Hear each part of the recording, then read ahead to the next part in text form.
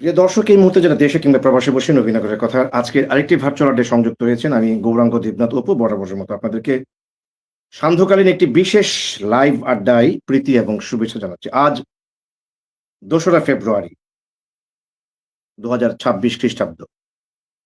নবীনগরের কথার virtual live আড্ডার আজকে ৪১৪ পর্ব।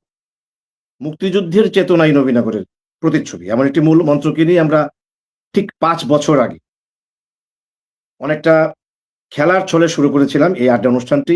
কিন্তু দেখতে, দেখতে ইতিমধ্যে কিন্তু প্রায় ৫ বছরের কাছাকাছি এসে পৌঁছে গেছি এবং ৪১৩ টি পর্ব আমরা সমাপ্ত করেছি। আজকে ৪১৪ পর্বে আপনাদেরকে ওয়ান্স অ্যাগেইন স্বাগত জানিয়ে শুরু করতে চাই আজকের বিশেষ জনতার মুখোমুখি শিরোনামের এই অনুষ্ঠানটি।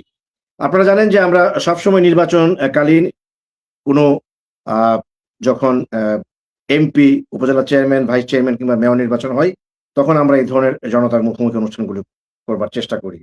কিছুদিন আগেও আমরা করেছিলাম ২ টি পর্ব করেছিলাম। কিন্তু পরবর্তীতে বিভিন্ন যারা প্রার্থী তাদের সঙ্গে আসলে সেভাবে ব্যাটে বলে সংযোগ করতে পারিনি বিধায় আমরা সেই বাকি অনুষ্ঠানগুলো করতে পারিনি। তবে আজকে থেকে নতুন করে আবার আমাদের আসন্ন ত্রয়োদশ জাতীয় সংসদ নির্বাচনকে সামনে রেখে যারা এমপি প্রার্থী হয়েছেন তাদেরকে নিয়ে জনতার মুখোমুখি শিরোনামের এই অনুষ্ঠানটি শুরু করবার প্রয়াস নিয়েছি। আজকে ১ম পর্ব। আজকের ১ম পর্বে আমাদের মাঝে উপস্থিত হয়েছেন জনতার মুখোমুখি শিরোনামের এই অনুষ্ঠানে মুফতি আমজাদ হুসাইন আশরাফী, যিনি ১১ দলীয় জোটের অন্তর্ভুক্ত বাংলাদেশ খেলাফত মজলিস মনোনীত একজন এমপি প্রার্থী, যার প্রতীক রিকশা। তিনি ইতিমধ্যে আমাদের সঙ্গে যুক্ত হয়েছেন। আজকে জনতার মুখোমুখির এই অনুষ্ঠানে খোলামেলা নানান প্রশ্নের তিনি জবাব দেওয়ার চেষ্টা করবেন। তার কি পরিকল্পনা আছে নবীনগরকে নিয়ে সেই সমস্ত বিষয়গুলো আমরা জানবার চেষ্টা করব। প্রশ্নকর্তা হিসেবে নবীনগরের ৮.৫ লক্ষ মানুষের পক্ষ থেকে আমরা একজন উদীয়মান তরুণ মেধাবী সাংবাদিককে আজকে আমন্ত্রণ জানিয়েছি। যাকে আপনারা সবাই এক নামেই চিনেন। তিনি মাহবুব মুর্শেদ।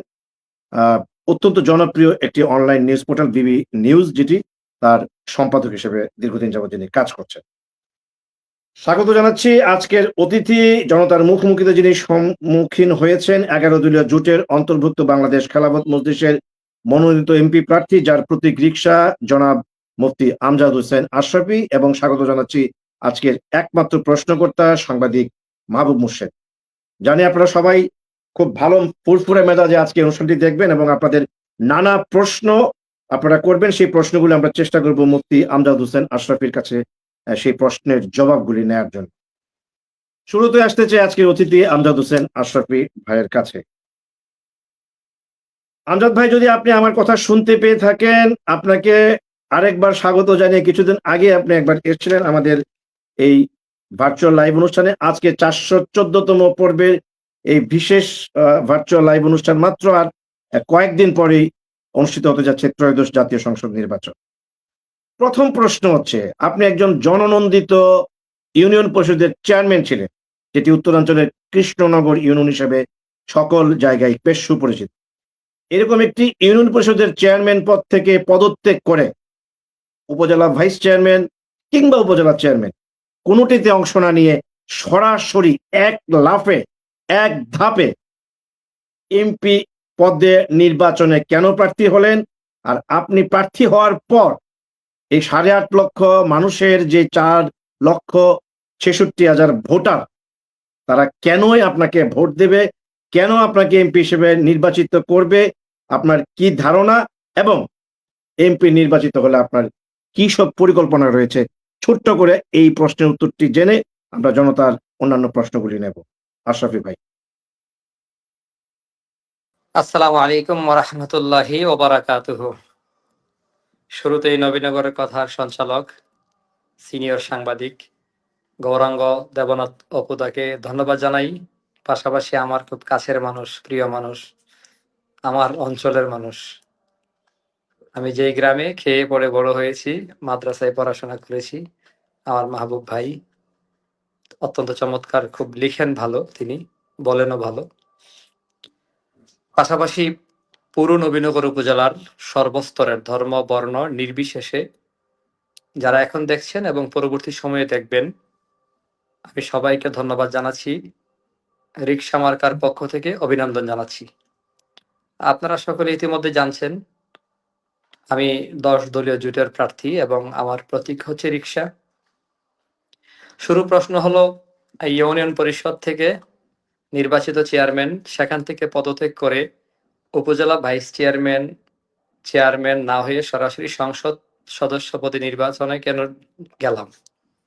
আসলে এই প্রশ্নটা তো আসলে সবারই করা উচিত। আমি খুব চিন্তা করলাম, আমার সাথে যারা প্রতিদ্বন্দ্বী আছেন বা প্রতিযোগিতা করছেন, আমি তো একটা ইউনিয়ন পরিষদে অন্তত 4 বছর চেয়ারম্যানের দায়িত্ব পালন করেছি। ওনারা তো সম্ভবত কোনো পরিষদের দায়িত্ব পালন করেছে বলে আমার জানা নেই।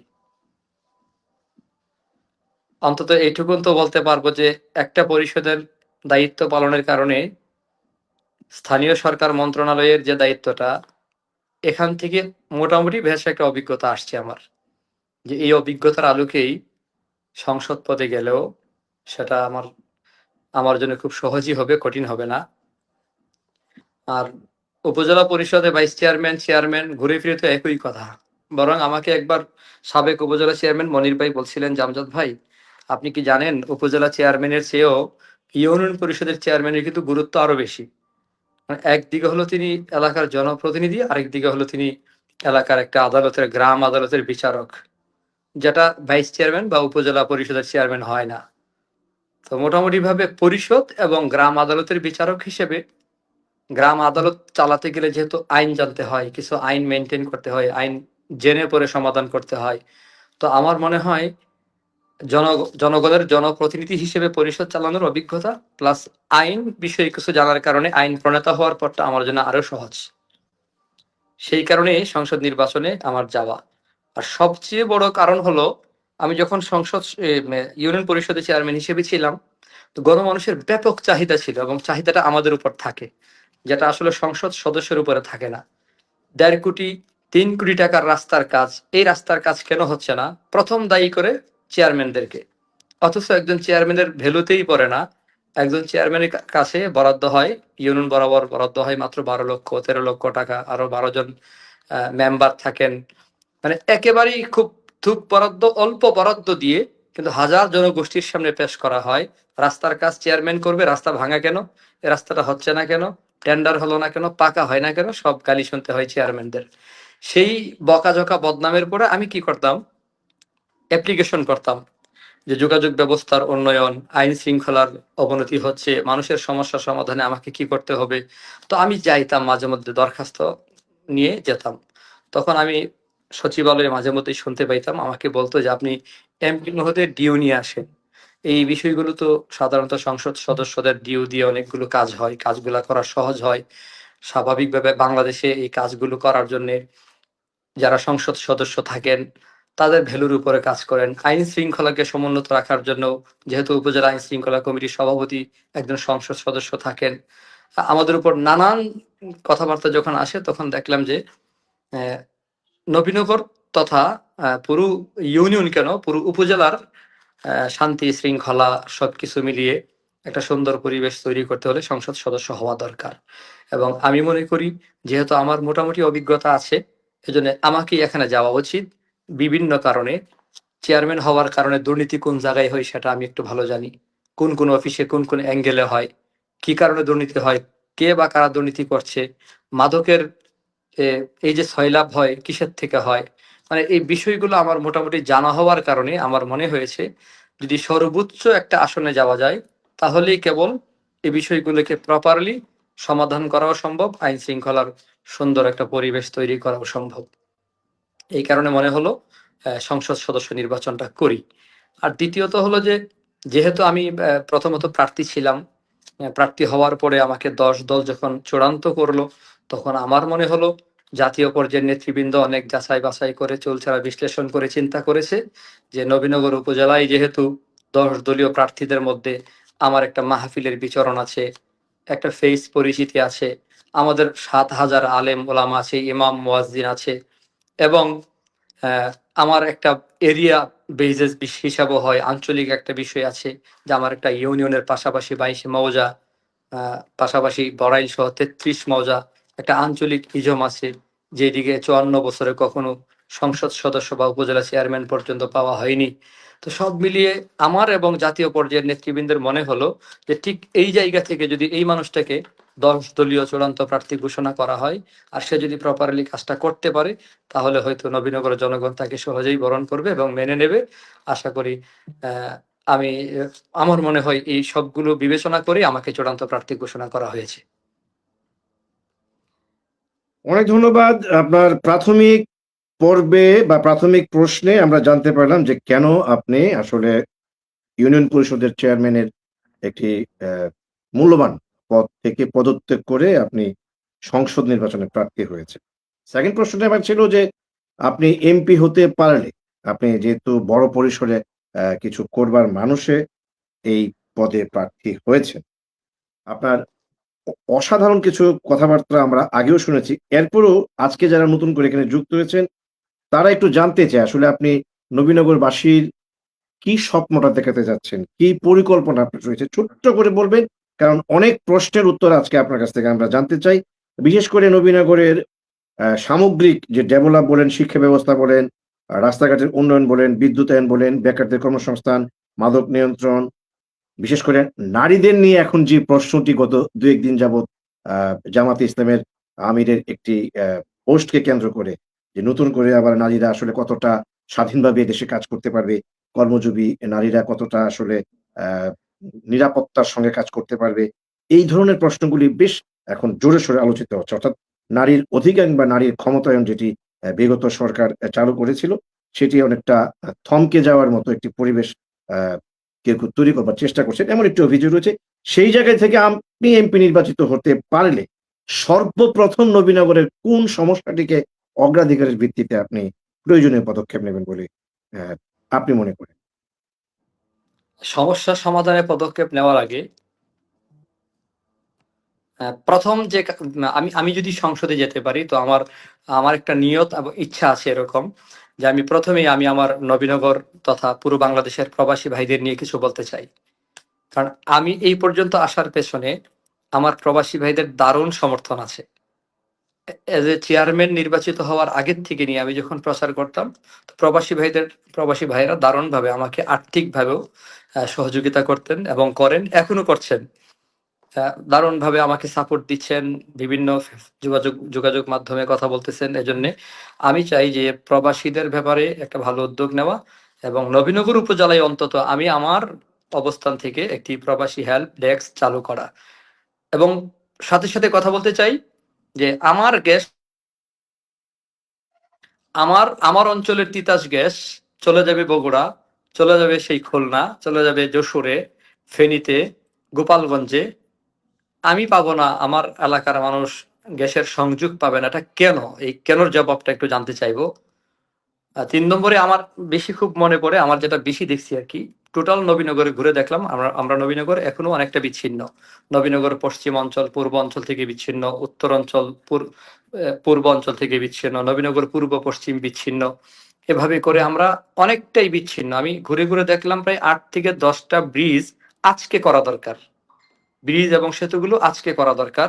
যোগাযোগ ব্যবস্থার ব্যাপক উন্নয়ন নিয়ে আমার বেশ পরিকল্পনা আছে এবং স্পটগুলো দেখা আছে। এগুলো নিয়ে আমি খুব দ্রুত কাজ করতে চাই। আরেকটি বিষয় হলো স্বাস্থ্য। নবীনগর এত বড় এক জনপদের এরিয়া, 21টি ইউনিয়ন, একটি পৌরসভা মিলিয়ে প্রায় 8 লক্ষ মানুষের বসবাস। এখানে একটি স্বাস্থ্য কমপ্লেক্স, তাও একটু জটিল সমস্যা হলেই খুব দ্রুত রেফার করতে হয় কুমিল্লা, ঢাকা। আমি খুব বেশি আমি একটা পরিকল্পনা করেছি। আমি সর্বোচ্চ চেষ্টা করব, যেহেতু নবীনগরটা বড়, অন্তত নবীনগর পশ্চিম এবং পূর্বে আরো 2টা স্বাস্থ্য কমপ্লেক্স করা যায় কিনা এবং নবীনগর উপজেলা যে স্বাস্থ্য কমপ্লেক্স আছে সেটাকে আরো বেশি উন্নত করা। শিক্ষায় আমি, যেহেতু আমি মাদ্রাসায়ও পড়াশোনা করেছি, আবার জেনারেল লাইনেও পড়াশোনা করেছি, অবশ্যই শিক্ষার হার আমাদের শতভাগ করতে হবে। স্বাক্ষরের হার যেন শতভাগ থাকে। আর শিক্ষার পাশাপাশি নৈতিক শিক্ষার একটি গুরুত্ব দিতে চাই।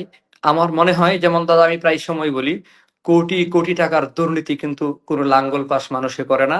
কোনো ভ্যান গাড়িওয়ালা, রিক্সাওয়ালা অথবা সবজি বিক্রেতা, মাছ বিক্রেতা কোটি টাকার দুর্নীতি করে না। দুর্নীতিগুলো করে একেবারে উঁচু শিক্ষিত মানুষগুলো, উঁচু চেয়ারে বসে কলমের গোতায় হাজার কোটি টাকা কেউ কানাডা পাঠায়, কেউ লন্ডনে পাঠায়। সেখানে শিক্ষার সাথে অবশ্যই নৈতিক শিক্ষাকে বাধ্যতামূলক করার আমি সর্বোচ্চ চেষ্টা করব। নারী শিক্ষার উন্নয়নে আমি শতভাগ প্রস্তুত আছি। আমি কয়েকদিন আগে একটা টক শোতে বলেছিলাম যে আম্মাজান আয়েশা সিদ্দিকা রাদিয়াল্লাহু তাআলা আনহা এত বেশি রসুলের থেকে হাদিস বর্ণনা করেছেন এবং এত বেশি জ্ঞানী ছিলেন, বড় বড় সাহাবাই কারাম যখন রসুল দুনিয়াতে নাই তখন বড় বড় সাহাবা আজমাইন, হযরত ওমরের মতো, আবু বকরের মতো, ওনারাও অনেক সমস্যা সমাধানে আম্মাজান আয়েশা সিদ্দিকা রাদিয়াল্লাহু তাআলা আনহা থেকে জ্ঞান অর্জন করতেন। তো আমি মনে করি এই নারী শিক্ষার ব্যাপক উন্নতি দরকার। আমাদের প্রত্যেক মা শিক্ষিত হওয়া দরকার। যদি মা আদর্শ শিক্ষিত হয় তো সন্তানগুলো অটোমেটিকলি একটা শিক্ষার চাহিদা তৈরি হবে এবং শিক্ষিত একটা সমাজ গড়ে উঠবে। পাশাপাশি মাদ্রাসা শিক্ষায়ও আমি একটু কথা বলতে চাই। আমাদের মাদ্রাসা শিক্ষার যে অবস্থান দরকার ছিল অথবা যতটা মূল্যায়ন দরকার ছিল, আমার মনে হচ্ছে রাষ্ট্র এতটুকু মূল্যায়ন করছে না। এ বিষয়ে আমি জোর গলায় কথা বলতে চাই। যোগাযোগ ব্যবস্থার কথাও বললাম। তারপরে আমাদের উপজেলাতে টেকনিক্যাল স্কুল, কলেজ, এগুলো বিশ্ববিদ্যালয় করা উচিত। আমি চেষ্টা করব। আহ, নিরাপদ নবীনগর, আমি যেটা সব সময় বলি, আমার বক্তব্যের শুরুতেই বলি মাঝে মধ্যে, নিরাপদ একটি নবীনগর প্রতিষ্ঠিত করতে চাই যেখানে রাজনৈতিক মতানৈক্যের ঊর্ধ্বে উঠে আমি নবীনগরের সন্তান, নবীনগরের 8 লক্ষ মানুষ আমরা ভাই ভাই হয়ে চলবো। ফৌজদারি কোনো অপরাধ যদি কেউ করে থাকে বিবেচনা করবে রাষ্ট্র, বিবেচনা করবে আদালত। কিন্তু রাজনৈতিক মতানৈক্যের কারণেই শুধু সে মিথ্যা মামলায় হয়রানির শিকার হবে এবং অতি উৎসাহী হয়ে মামলা বাণিজ্য হবে। এই মামলা বাণিজ্য এবং মিথ্যা মামলার হয়রানি, এটাকে একেবারেই জিরো পর্যায়ে নিয়ে আসতে চাই, যে কোনো রকমের কোনো থানায় দালালি, মামলা বাণিজ্য, মিথ্যা মামলার হয়রানি থাকবে না। এটা আমার মাথায় খুব বেশি কাজ করে যে এই কাজটা করা। এরপরে দুর্নীতি কোন জায়গায় হয়, কিভাবে হয়, আমি এজ এ চেয়ারম্যান হিসেবে খুব ভালো করে জানি। এটা আমার জানা আছে। 1150 টাকা লাগে খারিজ করতে, সেখানে গ্রাহকরা 5,000 7,000 দিতে হয়। কোথায় দিতে হয়, কেন দিতে হয়, এই কেন প্রশ্নটা করতে চাই, জবাব বের করতে চাই। রেজিস্ট্রি, খারিজে, বিভিন্ন দপ্তরে, অফিসে, থানায়, পিআইইউ অফিসে, বিভিন্ন জায়গায়, ইউনো অফিস সহ সর্বত্র সব জায়গা থেকে দুর্নীতিকে একেবারে 0% নিয়ে আসতে চাই। দুর্নীতির সাথে কোনো আপোষ করা যাবে না এবং আমি সফল হব আমি মনে করি। কারণ বিগত দিন দেখছেন আল্লামা সাঈদী রহমতুল্লাহি আলাইহির ব্যাপারে অনেক অভিযোগ থাকতে পারে, কিন্তু আল্লামা সাঈদীর ব্যাপারে দুর্নীতির কোনো অভিযোগ আজকে পর্যন্ত কেউ দিতে পারে নাই। মুফতি আমিনী রহমতুল্লাহি আলাইহির বিপক্ষে দুর্নীতির অভিযোগ আজকে পর্যন্ত কেউ বলতে পারে নাই। মুফতি ওয়াক্কাস রাহিমাহুল্লাহ তাআলার ব্যাপারে আজকে পর্যন্ত কেউ দুর্নীতির প্রমাণ দিতে পারে নাই। 1 টাকার দুর্নীতির প্রমাণ আমাদের আলেম প্রতিনিধি যারা ছিলেন, মাওলানা মুফতি যারা সংসদে ছিলেন, আমার জানা মতো কোনো মাওলানা মুফতির বিরুদ্ধে আজকে পর্যন্ত 1 পয়সার দুর্নীতির কেউ প্রমাণ পেশ করতে পারে নাই। সেই হিসেবে দুর্নীতি মুক্ত একটি নবীনগর প্রতিষ্ঠার জন্য সম্ভবত আমি আমার প্রতি এতটুকুন আস্থা রাখতে পারি, ইনশাল্লাহ আমি শতভাগ সফল হব। মাদকের ব্যাপারে জিরো টলারেন্স, এটা শুধু মুখে নয়, বাস্তবে কার্যকর করতে চাই। কোনো মাদক কারবারি, মাদক ব্যবসায়ীর সাথে 0% আমার আপোষ হবে না। আমি আরেকটি বিষয়ে খুব আমার দুঃখ লাগে, আমার নবীনগরের দক্ষিণ অঞ্চলে, উত্তর অঞ্চলে চরলাপাং, চিত্রি, ওইদিকে আমাদের দরিলাবাং সহ এখানে এই যে ভাঙ্গন, বাড়িঘর ধসে যাচ্ছে, বাড়িঘর নদীতে চলে যাচ্ছে, নদী খেয়ে ফেলছে। আমি দেখলাম এর পেছনে সবচেয়ে বড় অপরাধী যারা, তারা হলো ড্রেজিং এ যারা বালু ডাকাতি করে, অবৈধ ড্রেজিং সিস্টেমে মানুষের ঘর বাড়িকে গিলে ফেলবে। আমি আরেকদিন এক টক শোতে কোথায় যেন বলেছিলাম যে বালু ডাকাতদের, মানুষের ঘর বাড়ি ভেঙে ফেলে এই অবৈধ ব্যবসায়ী বালু ডাকাতদের কোমর ভেঙে দিতে চাই। আমি এটাও দাবি করেছিলাম যে রাজনৈতিক দুর্বৃত্তায়ন এবং রাজনৈতিক পরাশক্তির আশ্রয়ে প্রশ্রয়ে এই বালু ডাকাতিগুলো করে থাকে। এই কারণে আমি ওই জায়গাতে হাত দিতে চাই, কে বা কারা করছে এবং এটা কেন বন্ধ হচ্ছে না এখনো পর্যন্ত, ড্রেজিং এমন হবে কেন। সর্বশেষে আমি বলতে চাই, ধর্ম বর্ণ নির্বিশেষে আমার এই নবীনগরে আমি আছি, মাওলানা, মুফতি, সাধারণ মুসলমান, সনাতনী ভাইয়েরা আছেন, অনেকে সংখ্যালঘু বলে, আমি এটার প্রতিবাদ করি। আমি প্রতিবাদ জানিয়ে বলি, বাংলাদেশে সংখ্যালঘু বলতে কিচ্ছু নেই, নবীনগরের সংখ্যালঘু নেই। আমরা নবীনগরে যারা আছি, যদি একজনও হয়, সে যে ধর্মেরই হোক, সেই নবীনগরের মালিক। আমি যেমন নবীনগরের সন্তান, সেও নবীনগরের সন্তান। আমি ধর্ম বর্ণ নির্বিশেষে, যেটা আমার কৃষ্ণনগরে প্রমাণ করেছি, আমার ইউনিয়ন পরিষদে গ্রাম পুলিশ দফাদার ছিল মনিলাল দা, আমি একসাথে খাইতাম, একসাথে বসে খাওয়া দাওয়া করতাম। তো মনিলাল দা খুব আশ্চর্য হতেন, আমি বলতাম যে দাদা আমার এখন চিনছেন, হ্যাঁ দাদা আপনি চেয়ারম্যান না হলে জানতাম না যে আপনি কেমন মানুষ। আমার সীতারামপুর সনাতনী ভাই আছেন, কৃষ্ণনগরে আছেন, থানারকান্দিতে আছেন। আমি কয়েকদিন আগে এক সনাতনী ধর্মের এক অনুষ্ঠানে বলেছি যে আপনারা কৃষ্ণনগর, থানাকান্দি এবং সীতারামপুরও খবর নেন।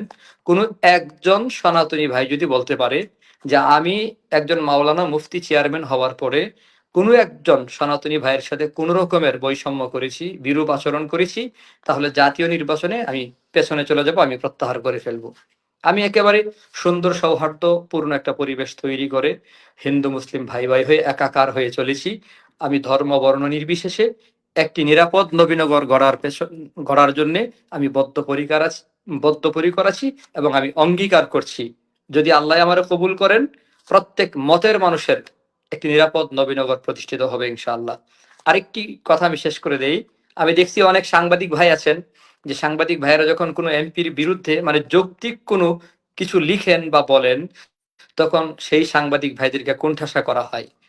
আমি এটার আজকে প্রতিবাদ করে রাখলাম, নিজের জন্যই প্রতিবাদ করে রাখলাম যে সংসদ সদস্য যে হবে তার নাকের সামনে বসে একজন প্রতিবাদ করবে, সে মাথা নিচু করে সে প্রতিবাদ শুনবে, যৌক্তিক জবাব দেবে, জবাব দিতে না পারলে সরি বলবে, যদি কিন্তু অথবা ছাড়া আমি সরি বলতেও প্রস্তুত আছি। ভাই অনেক ধন্যবাদ। একেবারে এক শ্বাসে আপনি মোটামুটি মোটা দাগে সবকিছু বলে ফেলেছেন। আমি জানি না মাহবুব মোর্শেদ যিনি প্রশ্নকর্তা হিসেবে আজকে যুক্ত হয়েছেন তার আসলে আর কোনো প্রশ্ন করবার মতো সুযোগ আছে কিনা, বাট আমার কাছে একাধিক প্রশ্ন আমার কাছে জমা আছে এবং ইতিমধ্যে অসংখ্য দর্শক কিন্তু প্রচুর প্রশ্ন আমার কাছে পাঠিয়েছেন। সেই প্রশ্নগুলোতে আমরা আসব। একটু আসতে চাই মাহবুব মোর্শেদ, যিনি ৮ লক্ষ বা ৮.৫ লক্ষ মানুষের প্রতিনিধি হিসেবে আপনার কাছে কিছু প্রশ্ন রাখবার জন্য এখানে উপস্থিত হয়েছেন। মাহবুব হোসেন যদি শুনতে পেয়ে থাকেন, কোনো প্রশ্ন নেই আপনার কাছে? আমজাদ হোসেন আশরাফি এমপি ইলেকশনে দাঁড়িয়েছেন, তার কাছে একজন ভোটার হিসেবে আপনার যদি কোনো প্রশ্ন থাকে।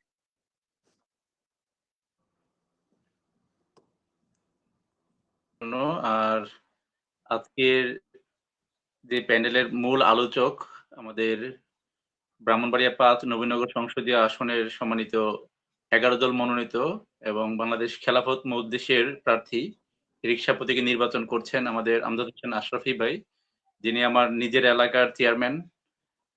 আমি এই জন্য ভাইকে সবসময় চেয়ারম্যান ভাই বলে ডাকতাম, তো এখন তো সাবেক চেয়ারম্যান হয়েছেন।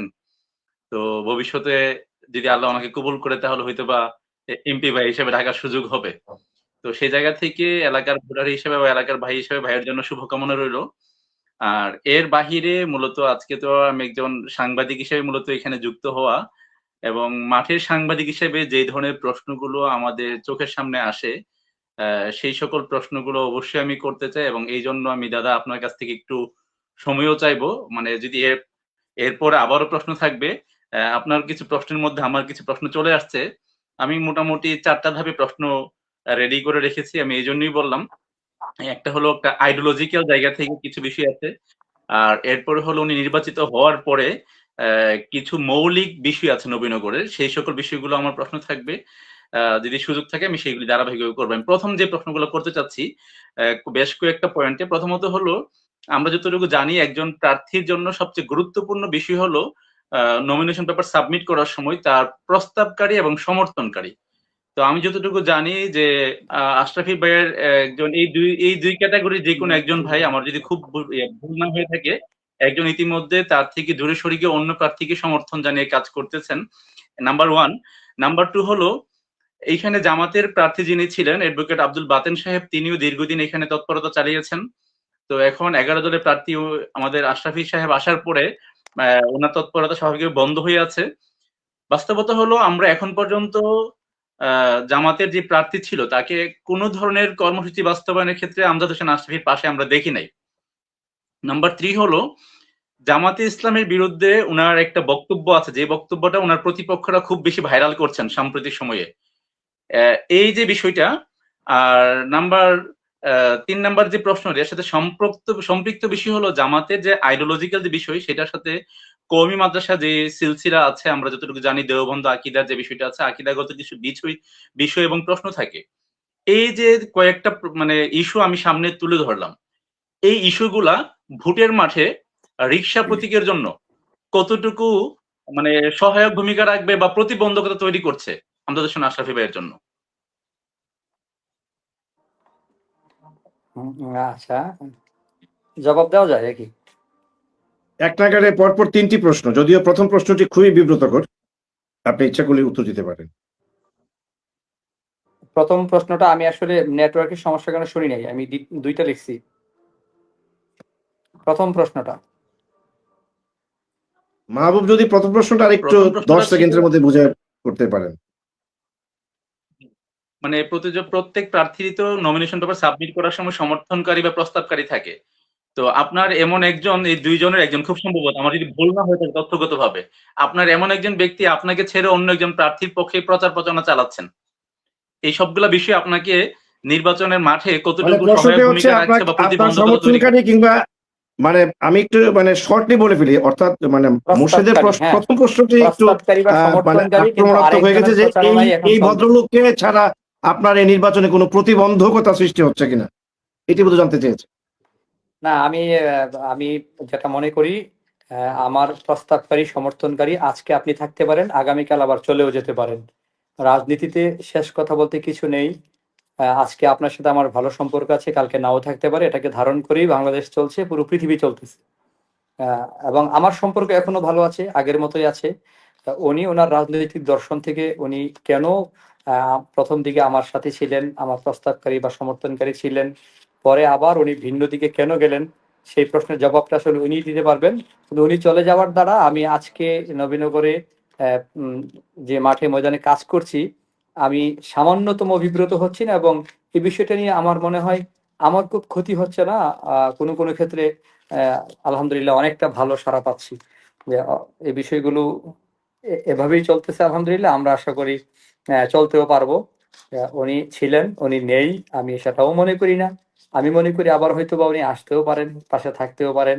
উনি যদি কোনো, ওনার কাছে ভুল মেসেজ থাকতে পারে অথবা উনি ভুল করতে পারেন, এটা সংশোধনের ওনার জন্য আমার শুভকামনা থাকবে। উনি যখন যেখানে থাকবেন, যেভাবে থাকবেন, ভালো থাকবেন, আমি মনে করি, আমি দোয়া করি উনি ভালো থাকুন। এতে আমার রাজনৈতিক নির্বাচনে কোনো এফেক্ট হবে বলে আমি মনে করি না। 2 নম্বর হলো অ্যাডভোকেট আব্দুল বাতেন ভাই, তিনি যখন প্রার্থী ছিলেন, আশরাফি ভাই, আপনি যতটা সম্ভব ছোট্ট ছোট্ট করে একটু উত্তর দিয়েন। প্রচুর প্রশ্ন আসতেছে, আপনার সবগুলি প্রশ্ন জবাব দিতে হবে। আচ্ছা, একদম 2 ছোট নম্বর ছোট করে উত্তর অ্যাডভোকেট দিবেন আব্দুল please। বাতেন ভাই, তিনি নবীনগরে ছিলেন এবং তিনি এখনো পর্যন্ত প্রপারলি নবীনগরে ওনার বডি না থাকলেও, আজকে ওনার সাথে আমি কথা বলেছি দীর্ঘ সময়, বলছি আমজাদ ভাই আমি আমার আত্মা পরে আছে নবীনগরে। উনি ফেসবুকে, সামাজিক যোগাযোগ মাধ্যমে বারবার লিখতেছেন, দাড়িপাল্লাই নবীনগরের রিক্সা, আপনারা আমজাদ ভাইয়ের কাছে থাকেন, পাশে থাকেন। উনি যেহেতু দীর্ঘ একটা পরিশ্রম করেছে মাঠে, স্বাভাবিকভাবে একটা ক্লান্তি আছে। উনি আমাকে বলছেন, যেহেতু আমি এখন প্রার্থী না, সেই হিসেবে দলের সেন্ট্রালি কিছু দায়িত্ব আমার কাঁধে আছে, আমি আপনার সাথে অবশ্যই অল্প সময়ের মধ্যেই কয়েকটা গণসংযোগে অথবা মত বিনিময় সভায় আপনার সাথে যোগদান করব। আশা করি অল্প সময়ের মধ্যে উনি আসবেন ইনশাল্লাহ। উনি আজকে বলছেন, আমার তো মনে চাচ্ছে আমি প্রত্যেকটাতেই থাকি। ইনশাল্লাহ আমি আশা করি আপনার পাশে থাকবো, আর পাশে আছি। তো অ্যাডভোকেট আব্দুল বাতেন ভাই যদিও না থাকেন, ওনার যেই অ্যাক্টিভিজম বা ওনার যে অ্যাক্টিভিটিস এর কারণে আমি দেখছি জামায়াত ইসলামের আমিরে জামাত যিনি আছেন, সেক্রেটারি জেনারেল, সেক্রেটারি যিনি আছেন, পৌর শাখার যারা আছেন, উপজেলার সকল দায়িত্বশীলরা প্রত্যেক ইউনিয়নে দারুণভাবে কাজ করছেন। মানে আমার চেয়ে বেশি কাজ করতেছেন ওনারা। প্রত্যেকটা ইউনিয়নে মিছিল হচ্ছে, গণসংযোগ হচ্ছে, আমি নাই কিন্তু চলতেছে। কে করতেছে? ওখানকার ইউনিয়ন পর্যায়ের জামায়াতের ভাইয়েরা, শিবিরের ভাইয়েরা খুব বেশি কাজ করতেছেন, আমি সেটা পাচ্ছি। আমি এখনো পর্যন্ত 0% কোনো ওনারা পিছিয়ে গেছেন মনে হচ্ছে না, বরং আমাকে অ্যাডভোকেট আব্দুল বাতেন ভাইয়ের চেয়ে আরো বেশি প্রপারলি আমি দেখলাম বক্তব্যে বলে থাকেন যে আমজাদ ভাই উনি একজন আলেম মানুষ, একজন মুফতি মানুষ, আগে চেয়ারম্যান ছিলেন। এই কথাগুলো বলে মানুষের কাছে আরো বেশি ওনারা চলে যাচ্ছেন এবং সহজে চলে যেতে পারছেন। 3 নম্বরে হলো, জামায়াত ইসলামের বিপক্ষে আমার একটা ছোট্ট বক্তব্য, বহু আগের, সেটা 10-12 বছর সম্ভবত আগের একটা ভিডিও বক্তব্য, সেটা মাহফিলে ছিল। তো এটা নিয়ে আমাদের মধ্যে আলোচনা পর্যালোচনা হয়েছে, এবং এমন আলোচনা পর্যালোচনা শুধু আমার না, সেটা আমিরে জামাতেরও আছে, আবার আমিরে মজলিসেরও আছে। এই যে 10 দল আছেন, এই 10 দল তো এক দল না, মতানৈক্য ছিল। পেছনের অনেক মতানৈক্যকে আলোচনা পর্যালোচনা করে আজকে একটা রাজনৈতিক সমঝোতা হয়েছে, ঐক্য হয়েছে। সেই হিসেবে 10 বছরের আগের আলোচনায় এফেক্ট হওয়ার কথা না, কারণ এই আলোচনা আমাদের সকল পক্ষেরই একের বিপক্ষে আরেকের আছে। সেই হিসেবে এখন আমাদের মধ্যে সেটা কাজ করছে না। আমরা তো একসাথে, আজকেও আমি 3-4টা প্রোগ্রাম করেছি। আমার সাথে উপজেলা আমিরে জামাত ছিলেন, আমার সাথে কাজ করতেছেন, কাজ চলমান আছে আলহামদুলিল্লাহ। তো বক্তব্য দিয়ে যে বিভ্রান্তি ছড়ানোর চেষ্টা করতেছে, আমি দেখতেছি আখের তাদের ক্ষতি হচ্ছে। যে এমন যে এখন রিক্সার এমন একটা জোয়ার উঠেছে, রিক্সার জোয়ারের কারণে মনে হচ্ছে রিক্সার পেছনে ল্যাং মারার জন্য পেছনের কিছু কাটসাট ভিডিও দিয়ে বিভ্রান্তি ছড়ানোর চেষ্টা করছে। এটা তখনই হয় প্রতিপক্ষ যখন মনে করে যে আপনি আগে চলে গেছেন, তখন আপনাকে পেছন থেকে ল্যাং মারতে চেষ্টা করবে। এটা স্বাভাবিক বিষয়। কিন্তু আশা করি আমরা যদি প্রপারলি খেলতে পারি, তাহলে অনেক ফাউল করার পরও গোল দেওয়ার সুযোগ থাকে। সে সুযোগটুকু আমরা ইনশাল্লাহ আমরা সুযোগটুকু 12 তারিখে প্রমাণ করে দেবো ইনশাল্লাহ। অনেক ধন্যবাদ। অনেক দর্শকের অনেক প্রশ্ন এসছে, আমি চেষ্টা করব অন্তত মূল প্রশ্নগুলো আপনার কাছে তুলে ধরবার জন্য। অভিজিৎ বণিক একজন গণমাধ্যম কর্মী যে প্রশ্নটি করেছেন, সেই প্রশ্নটি আমারও যে 14-15টি প্রশ্ন আমি নোট নিয়েছি, তার 3 নম্বর প্রশ্ন হচ্ছে ঠিক একই রকম। প্রশ্নটি খুবই ইম্পর্টেন্ট, বিশেষ করে নবীনগর যেহেতু অসাম্প্রদায়িক চেতনার একটি উর্বর ভূমি, এখানে হিন্দু মুসলমান একে অপরের ভাই হিসেবে এখানে বসবাস করছে শত শত বছর ধরে। প্রশ্ন হচ্ছে, আপনি একটি ইসলামী দলের সরাসরি মনোনীত প্রার্থী, সেক্ষেত্রে এখানকার দীর্ঘদিনের যে অসাম্প্রদায়িক চেতনায় বসবাসরত হিন্দু সম্প্রদায়ের লোকজন, তাদের পূজা পার্বণ, নানান যে ধর্মীয় আচার অনুষ্ঠান কতটা নিরাপদে উদযাপন করতে পারবে এবং তাদের বসবাস আপনার এমপি শাসনামলে কতটা তারা সেই অধিকারটুকু ভোগ করতে পারবে বাংলাদেশের সামগ্রিক আমি মনে করি প্রেক্ষাপট? আমি মনে করি প্রশ্নটা সরাসরি ইসলামের সাথে সাংঘর্ষিক। ইসলামই নিরাপদ। ইসলাম এমন এক ধর্ম যে ধর্মের কাছে সকল ধর্ম নিরাপদ এবং সকল ধর্ম যথেষ্ট শ্রদ্ধা এবং সম্মান পেয়ে থাকে। ইসলাম ধর্ম এমন না, ইসলাম ধর্মটাই হলো সার্বজনীন এবং সকলের জন্য কল্যাণকর। তার মানে আপনি এমপি নির্বাচিত হলেও এখানকার সনাতনী হিন্দু সম্প্রদায়ের তেমন কোনো শঙ্কার কোনো কারণ নেই, এটি আপনার ইসলামে উত্তর? তো সংখ্যাটা নাই, ইসলাম ধর্মেই তো সংখ্যাটা নাই, তা আমি সংখ্যাটা তৈরি করব কি করে? ইসলাম ধর্মই তো এই সংখ্যাটাকে লালন করে না। কিন্তু বাংলাদেশের ইসলাম ধর্ম প্রেক্ষাপটে তো তো কোনো আমরা কদিন ধর্মের পর ব্যাপারে করে, সংখ্যা লালন করে না। কিন্তু বাংলাদেশের বাংলাদেশের প্রেক্ষাপটে স্বাধীনতার পূর্ব এবং স্বাধীনতার পরবর্তী সময়ে আজকে পর্যন্ত আমার জানা মতো ধর্মীয় কোনো সংঘাত আছে বলে আমার জানা নাই। ইসলাম ধর্মের নামে অন্য ধর্মের সাথে ধর্মীয় কোনো সংঘাত হয়েছে স্বাধীনতার পরে আমার জানা নাই। আমরা তো পাশাপাশি হিন্দু মুসলিম একসাথে চলতেছি। আমি এজ এ চেয়ারম্যান হিসেবে প্রমাণ করেছি যে আমি একটা ইউনিয়ন পরিষদের চেয়ারম্যান, সেখানে আমার সনাতনী ভাইয়েরা আছেন।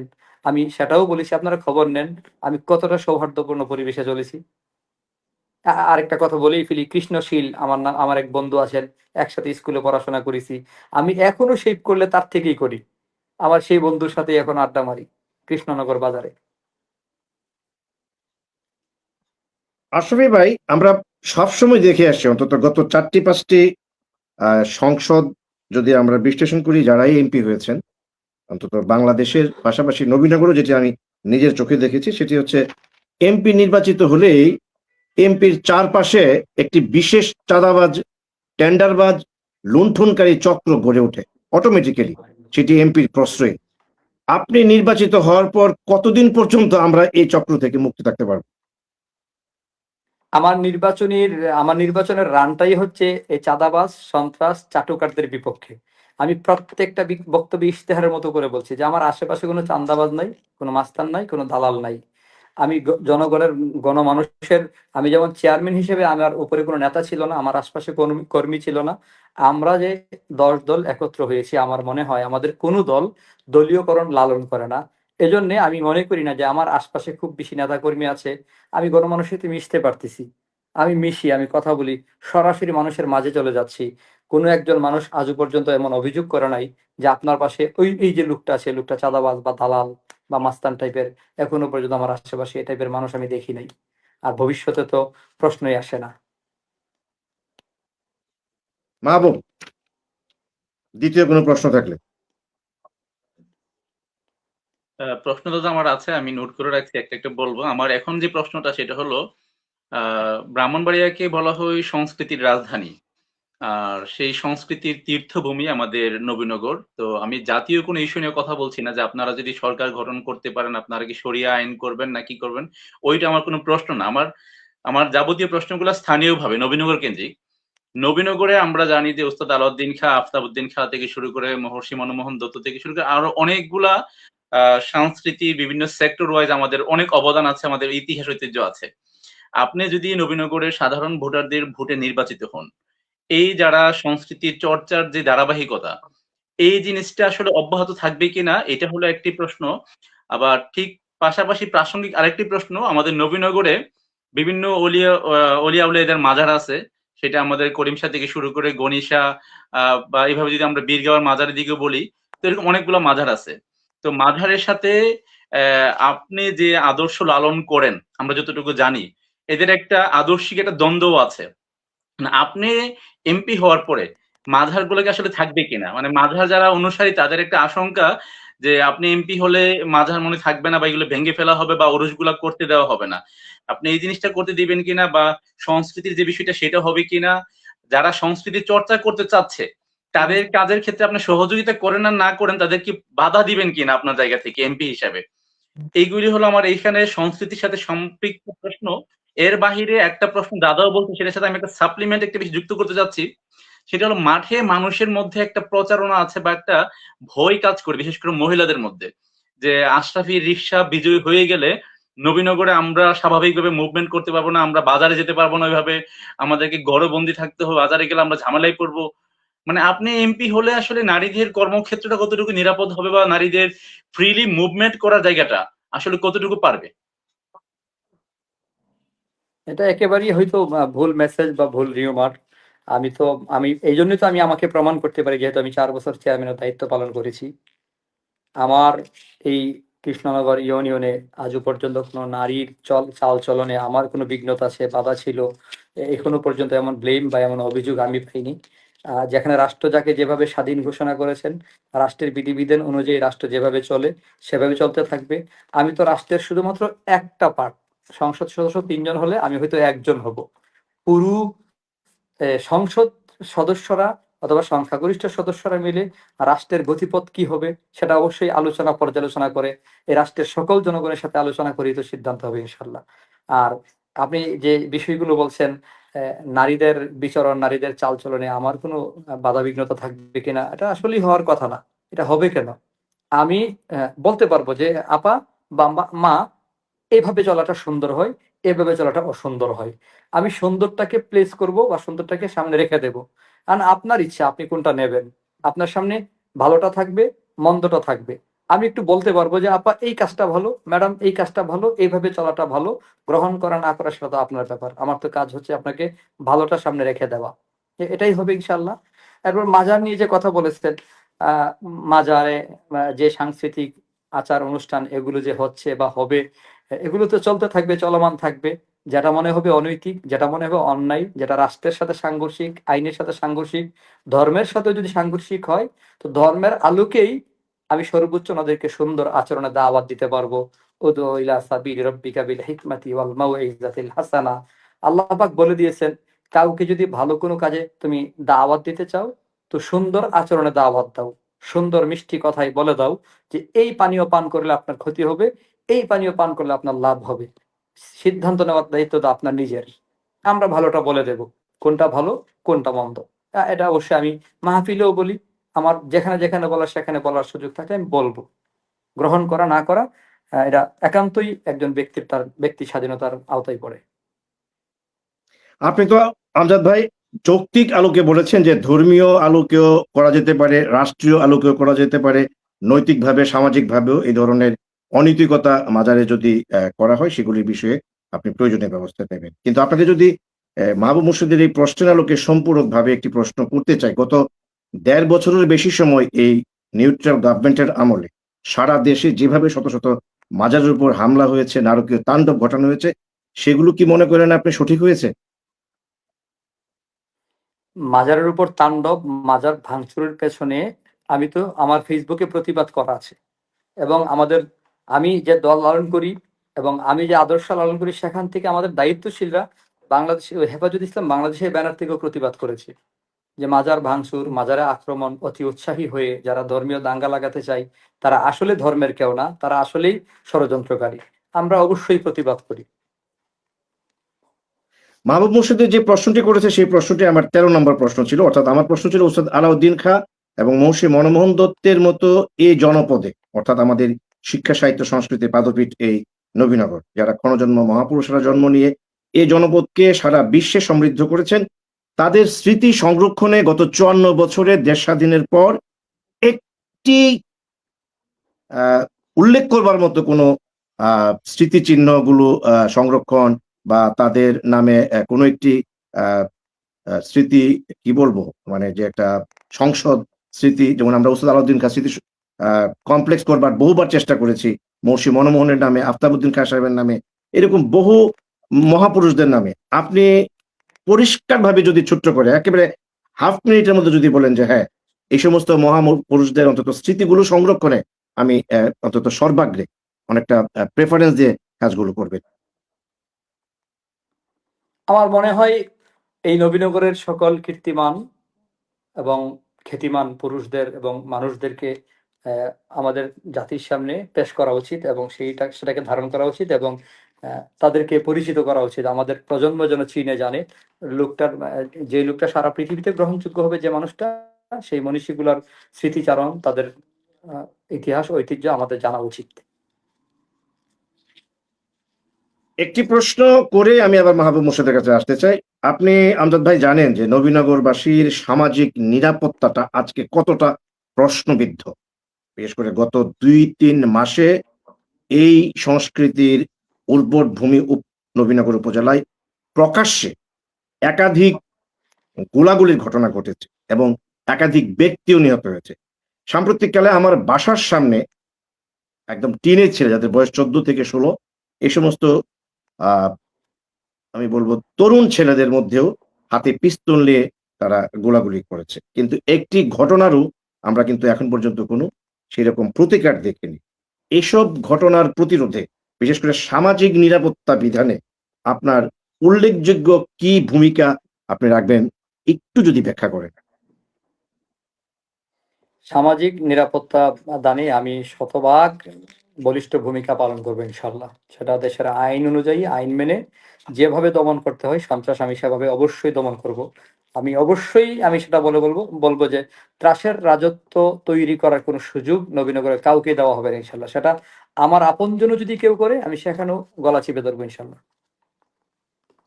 এমপি নির্বাচিত হওয়ার পর আমরা বিগত দিনে মানে অধিকাংশ এমপিকেই দেখেছি, হাতে কোনো 1-2 জন বাদ পড়তে পারেন, কিন্তু অধিকাংশ এমপিকেই আমরা দেখি এমপি নির্বাচিত হওয়ার পর প্রশাসনের সর্বোচ্চ কর্মকর্তাদের সঙ্গে তাদের একটি লিয়াজও থাকে এবং আমরা বুঝতে পারি না আসলে এমপি কি তিনি নাকি প্রশাসনের সেই সর্বোচ্চ কর্মকর্তা এমপি, যে কারণে দুর্নীতি একটা বড় একটা আকার ধারণ করে এই এমপির আমলে। কারণ এমপি তাদের কাছ থেকে নানান সুযোগ সুবিধা নেই, যে কারণে কিছুদিন আগে, মাত্র 4 দিন কি 3 দিন আগে, টিআইবি একটি গবেষণায় তারা দেখিয়েছেন যে দেশের 79% সরকারি কর্মকর্তা ঘুষ ছাড়া তেমন কোনো কাজ করেন না। সেক্ষেত্রে আপনি এমপি নির্বাচিত হওয়ার ওই আগের এমপিদের মতোই কি প্রশাসনের কর্মকর্তাদের সঙ্গে লিয়াজো করে আপনি দুর্নীতিকে ওই পর্যায়ে রাখবেন, নাকি আপনার কোনো পরিকল্পনা আছে নিয়ে? এজন্যই তো নৈতিক শিক্ষা দরকার ছিল এবং আমি মনে করি অন্তত এমপি হওয়ার আগে কমপক্ষে অন্তত মেম্বার হওয়া উচিত কিছুটা অভিজ্ঞতা অর্জনের জন্য। আর নৈতিক শিক্ষা মাস্ট বি দরকার, যেটা আমাদের আছে, আমরা পড়েছি, আমরা জেনেছি। রাসূলুল্লাহর আদর্শের মধ্যে আছে, হাদিসে আছে, আর রাশি ওয়াল মুরতাশি কিলাহুমা ফিন্নার। ঘুষদাতা, ঘুষ গ্রহীতা উভয়ে জাহান্নামী। দুর্নীতির সাথে ইসলামের 0% কোনো সম্পর্ক নাই, বরং দুর্নীতিকে শতভাগ দমন করেছে ইসলাম এবং ইসলামের বিপরীত হলো দুর্নীতি। সেখানে আমার যেহেতু পর্যাপ্ত নৈতিক শিক্ষা আছে আলহামদুলিল্লাহ, 12 বছর মাদ্রাসায় পড়াশোনা করেছি, আরো 12 বছর মাদ্রাসায় পড়িয়েছি, ইভেন এখন সারা বাংলাদেশে মাহফিল করি, দুর্নীতির বিরুদ্ধে বয়ান করি, কথা বলি, মসজিদে জুমায় আলোচনা করি। আমরা মানুষকে এগুলো বলি, যেহেতু মানুষ তো আমাদেরকে এখন অনেক বিশ্বাস করে। তো আমরা যদি সেখানে দুর্নীতি একেবারে 0 টলারেন্স করতে না পারি, আমার মনে হয় বাংলাদেশে ওই এমপি, সংসদ সদস্য কেউ হলেই যে পারবে বিষয়টা এমন নয়। ইনশাল্লাহ আমি পারবো, আমরা পারবো, আমাদের মধ্যে সে নৈতিক শিক্ষাটুকুন আছে বলেই পারবো ইনশাল্লাহ। একটা কথা বলি, কোরআনে আছে ইন্নামা ইয়াখশাল্লাহু মিন ইবাদিহিল উলামা। আল্লাহ তাআলা বলে নিশ্চয়ই ওলামায়ে কেরাম আল্লাহকে ভয় করে বেশি। তো মহান আল্লাহর ভয়, পরকালের ভয়, কবর হাসরের ভয় যাদের অন্তরে আছে, দুনিয়া ক্ষণস্থায়ী এই শিক্ষা যাদের মধ্যে আছে, তারা দুনিয়ার কোনো দুর্নীতির সাথে আপোষ করার কথা না। সেটা আমাদের আগের কোনো মুরব্বী আকাবির ওলামা ইকরাম বা বরেণ্য মনীষী যারা ছিলেন, ওই যে বলেছিলাম মুফতি আমিনী, আল্লামা সাইদি, মুফতি বাক্কাস রাহিমাহুমুল্লাহ, ওনারা যেমন দুর্নীতির সাথে আপোষ করে নাই, ইনশাল্লাহ আমরাও সেটা পারবো। অসংখ্য দর্শকদের পক্ষ থেকে ছোট্ট একটি প্রশ্ন দিয়ে আমি আবারও মাহবুব মুর্শিদের কাছে আসবো। জুনায়েদ আহমেদ নামে একজন দর্শক, তিনি প্রশ্ন করেছেন যে বিগত 54 বছরে 12 জন এমপি আমরা দেখেছি, এই 12 জন এমপির আমলে নবীনগর পূর্ব ইউনিয়ন পরিষদের অন্তর্ভুক্ত ঐতিহ্যবাহী বগডহর গ্রামে আপনার কাছে আমাদের জানতে চাওয়া একটি সেতু আমাদের স্বপ্ন, নবীনগর থেকে বগডহরের যে একটি সেতু বন্ধন তৈরি, যেটি গত 54 বছরে কোনো এমপি সেটি করতে পারেননি, এই বিষয়ে আপনি আমাদেরকে আশ্বস্ত করতে পারেন কি? জুনায়েদ আহমেদ। আমি বোধহয় শুরুতেই বলেছিলাম যে নবীনগরের পূর্ব মানে বগডহর বিচ্ছিন্ন, লাউর ফতেহপুর বিচ্ছিন্ন, নরসিংহপুর বিচ্ছিন্ন, ফতেহপুর বিচ্ছিন্ন, নরসিংহপুর বিচ্ছিন্ন, চরলাপাং বিচ্ছিন্ন, ওইদিকে সীতারামপুর এবং দক্ষিণ লক্ষ্মীপুর আমার ইউনিয়নে 2টা গ্রামে প্রায় 6 কিলোমিটার ঘুরে যেতে হয়, ছোট্ট একটা ব্রিজের কারণে বিচ্ছিন্ন। এবং গৌরনগর থেকে আমার ইউনিয়নে একটা গ্রাম আছে গৌরনগর, জুলাই যোদ্ধা কামরুল মিয়ার বাড়ি, সেখান থেকে বড়াইলে যেতে ছোট্ট একটা ব্রিজের দরকার হয়, খারগড় ব্রিজ বলে। এই কারণে নবীনগর অনেক দিক থেকে বিচ্ছিন্ন। উরখুলিয়া অথবা মণিপুর থেকে গোসাইপুর বা কৃষ্ণনগরে একটা ব্রিজ হলে 6টা ইউনিয়নের সাথে 3টা ইউনিয়নের কানেক্ট হয়। এই বিষয়গুলো আমি ওই যে বললাম যে মিনিমাম 8 থেকে 10টা ব্রিজ আমাদের এই নবীনগরে করতে পারলেই টোটাল নবীনগর একটা চেইনের মধ্যে চলে আসবে এবং প্রত্যেকটা ইউনিয়ন থেকে অল্প সময়ের মধ্যে নবীনগর মানুষ চলে আসতে পারবে। এই ব্রিজগুলো নিয়ে আমার প্রপারলি একটা প্রতিশ্রুতি আছে এবং আমার ইচ্ছা আছে যে বগডহর, নরসিংহপুর, ফতেহপুর, চরলাপাং যদি আল্লাহ পাক আমাকে সংসদ সদস্য করেন, আমি আমার মেয়াদের মধ্যে এই ব্রিজগুলো বাস্তবায়ন করবো ইনশাল্লাহ। এটা হবে আমার প্রধান কাজ। চমৎকার। নিশ্চয় জুনায়েদ আহমেদ, আপনি আপনার প্রশ্ন উত্তর পেয়ে গেছেন। আমরা আবার আসতে চাই প্রশ্ন করতাম মাহবুব মুর্শিদের কাছে। মাহবুব, পরের প্রশ্ন। জি দাদা, আপনি যে প্রশ্নগুলো করেছেন এবং আমাদের আমজাদ ভাই যে কথাগুলো বলেছেন ইতিমধ্যে, সেইখানে কিছু কথা আসছে। বালুমহলের বিষয়ে আমার একটা গুরুত্বপূর্ণ প্রশ্ন ছিল। বালুমহলের নবীনগরের পশ্চিম ইউনিয়ন থেকে শুরু করে ওইদিকে বড়িকান্দি সহ বেশ কিছু ইউনিয়ন কিন্তু এটা যারা ভুক্তভোগী। এমনকি আমাদের আশরাফি ভাইয়ের যে এলাকা 22 মৌজা, ওইদিকেরও কিছু গ্রাম কিন্তু এইগুলির কারণে বেশ ভুক্তভোগী। তো যে আমার দাসকান্দি বালুমহল নিয়ে সাধারণ ভোটারদের যে একটা কথা সেটা হলো, জি, সাধারণ ভোটার যে কথা সেটা হলো যে না, এমপিরা তো এমপি হওয়ার আগে অনেক কথা বলবে। তলে, তলে সবাই বালুমহলের সাথে বিক্রি হয়ে যাবে এবং সবাই এমপি হওয়ার পরে বালুমহল নিয়ে কিছু একটা করবে না। এই জায়গায় আপনার কাছ থেকে আমি আবার রিপিট চাচ্ছি যে আসলে আপনি বালুমহলের ব্যাপারে স্ট্রিক্ট থাকবেন কিনা আপনার জায়গা থেকে। নাম্বার 1, নাম্বার 2 হলো নবীনগরে নবীনগর উপজেলা প্রশাসনের যে বিভিন্ন দপ্তরগুলো আছে, এই দপ্তর বিশেষ করে এর মধ্যে যদি আমি স্পেসিফিক করে বলি, উপজেলা নির্বাচন কমিশনের যে অফিসটা আছে, এই অফিসে মানুষে কোনো কিছু একটা করতে গিয়ে যেই কোনো কাজ এখানে যা থাকে কাজগুলি, সেই কাজগুলি করতে গিয়ে দালাল ছাড়া করা যায় না। পল্লী বিদ্যুতের একটা খুঁটি বা একটা মিটার করতে গিয়ে দালাল ছাড়া কিছু হয় না। মানে হাজার হাজার টাকা, এমনকি লাখ লাখ টাকারও বাণিজ্য চলে। নবীনগর থানায় একটা মামলা গ্রহণ করা বা না করা, এরপরে আপনার একটা জিডি করা বা না করা, আবার হয়রানিমূলক মামলা তো আছে। এই সবগুলোর পিছনে বিশাল অঙ্কের টাকার একটা লেনদেন প্রতিনিয়ত চলে এবং এইগুলিকে কেন্দ্র করে একটা দালাল চক্র আছে নবীনগরে। থানার দালাল, ইউনো অফিসের দালাল, এরপরে আপনার পল্লী বিদ্যুৎ অফিসের দালাল, এরপর আপনার এই যে আপনার নির্বাচন কমিশন অফিসের দালাল। এই কেন্দ্রে যদি আপনি বলেন লিস্ট করে দেওয়া যাবে 50 থেকে 60 জনের নাম, যারা শুধুমাত্র দালালি করে নবীনগরে প্রায় কোটি টাকার মালিক হয়ে গেছে। তো এদের দ্বারা কিন্তু পুরো নবীনগরের 8.5 লাখ বা 8 লাখ জনগণ ভুক্তভোগী। আপনি এমপি হওয়ার পরে এই বিষয়ে জিরো টলারেন্স নীতি অবলম্বন করতে পারবেন কিনা, নাকি আপনার ছত্রছায়ায় এরকম দালাল চক্র আবার এটা গড়ে উঠবে? সাথে ছোট্ট আরেকটি প্রশ্ন দিয়ে দিই, সেটি হচ্ছে যে বলেছিলাম আমজাদ ভাই, এর সঙ্গে আরেকটা প্রতিষ্ঠান, সেটি হচ্ছে মুক্তিযোদ্ধা সংসদ। এখানেও আজকেও এক জায়গায় বসেছিলাম যে ভুয়া মুক্তিযোদ্ধাদেরকে মুক্তিযোদ্ধা বানানোর জন্য একটি দালাল চক্র লক্ষ লক্ষ টাকা ইনকাম করে তারা এই কাজগুলি করছে। এই বিষয়েও আপনার যদি কোনো বলার থাকে আর কি, মুক্তিযোদ্ধা সংসদে ভুয়া মুক্তিযোদ্ধা তৈরিতে ওই দালাল চক্র। আমি বোধহয় আগেও বলেছি যে আসলে ভালো মহলের সাথে অবৈধ লেনদেনে জড়িত থাকা, থানার দালালদের আশ্রয় প্রশ্রয় দেওয়া, ইউনো অফিসে দালালদের আশ্রয় প্রশ্রয় দেওয়া, নির্বাচন কমিশন অফিসে বা পল্লী বিদ্যুৎ অফিসে, এগুলো সাবেক এমপিদের আশ্রয় প্রশ্রয়ে কেমনটা ছিল আসলে আপনারা বলতে পারবেন খুব ভালো। আমি আমার জায়গাটা বলতে চাই। আমি এজন্যই বলেছি নৈতিক শিক্ষার খুব দরকার, যেটা আমি আগেও রেফারেন্সে বলেছি যে যদি কেউ জানে ঘুষদাতা, ঘুষ গ্রহীতা জাহান্নামী, যদি ভালো করে ধারণ করতে পারে সে তো ঘুষ নিতে পারে না। যদি জানতো, ওই যে আল্লাহ পাক বলছেন আলেমরা আল্লাহকে ভয় করে বেশি, তো আমাদের তো সেই দুর্নীতির ব্যাপারে অনেক ভয়ভীতি কাজ করে। যেহেতু পরকাল আমার সামনে আছে, আমরা প্রতিনিয়ত ভাবি যে আজকে মারা যেতে পারি, এক্ষণ মারা যেতে পারি, তো আমি অন্যায়ের সাথে আপোষ কেন করবো আর অন্যায় কেন করব, কি লাভে করব? আমরা তো মাহফিলে বলি পাপে কোনো লাভ নাই ক্ষতি ছাড়া। তো পাপে তো ক্ষতি ছাড়া কোনো লাভ হচ্ছে না, তো সে পাপটা আমি কেন করতে যাব? কোনো না কোনো লাভ তো হওয়া লাগবে। সেই লাভটা তো আমি দেখছি না, অন্তত আমার আমার দৃষ্টিতে সেখানে কোনো লাভ নাই লস ছাড়া। তো আমি বুঝে শুনে লস করবো কেন? অতএব থানার দালাল, সকল দপ্তরের দালাল এবং অন্যায় অপরাধ, ভালো মহলের ডাকাতি, ইনশাল্লাহ আমি কথা দিচ্ছি, এই নবীনগরের মানুষ যদি আমাকে ওনারা সিলেকশন করে, আমি আমার জীবনের সবটুকু দিয়ে হলেও নবীনগরকে দুর্নীতি মুক্ত করতে চাই। আজকে এক বক্তব্যে বলেছি আমি একাই চলি, একাই চলবো।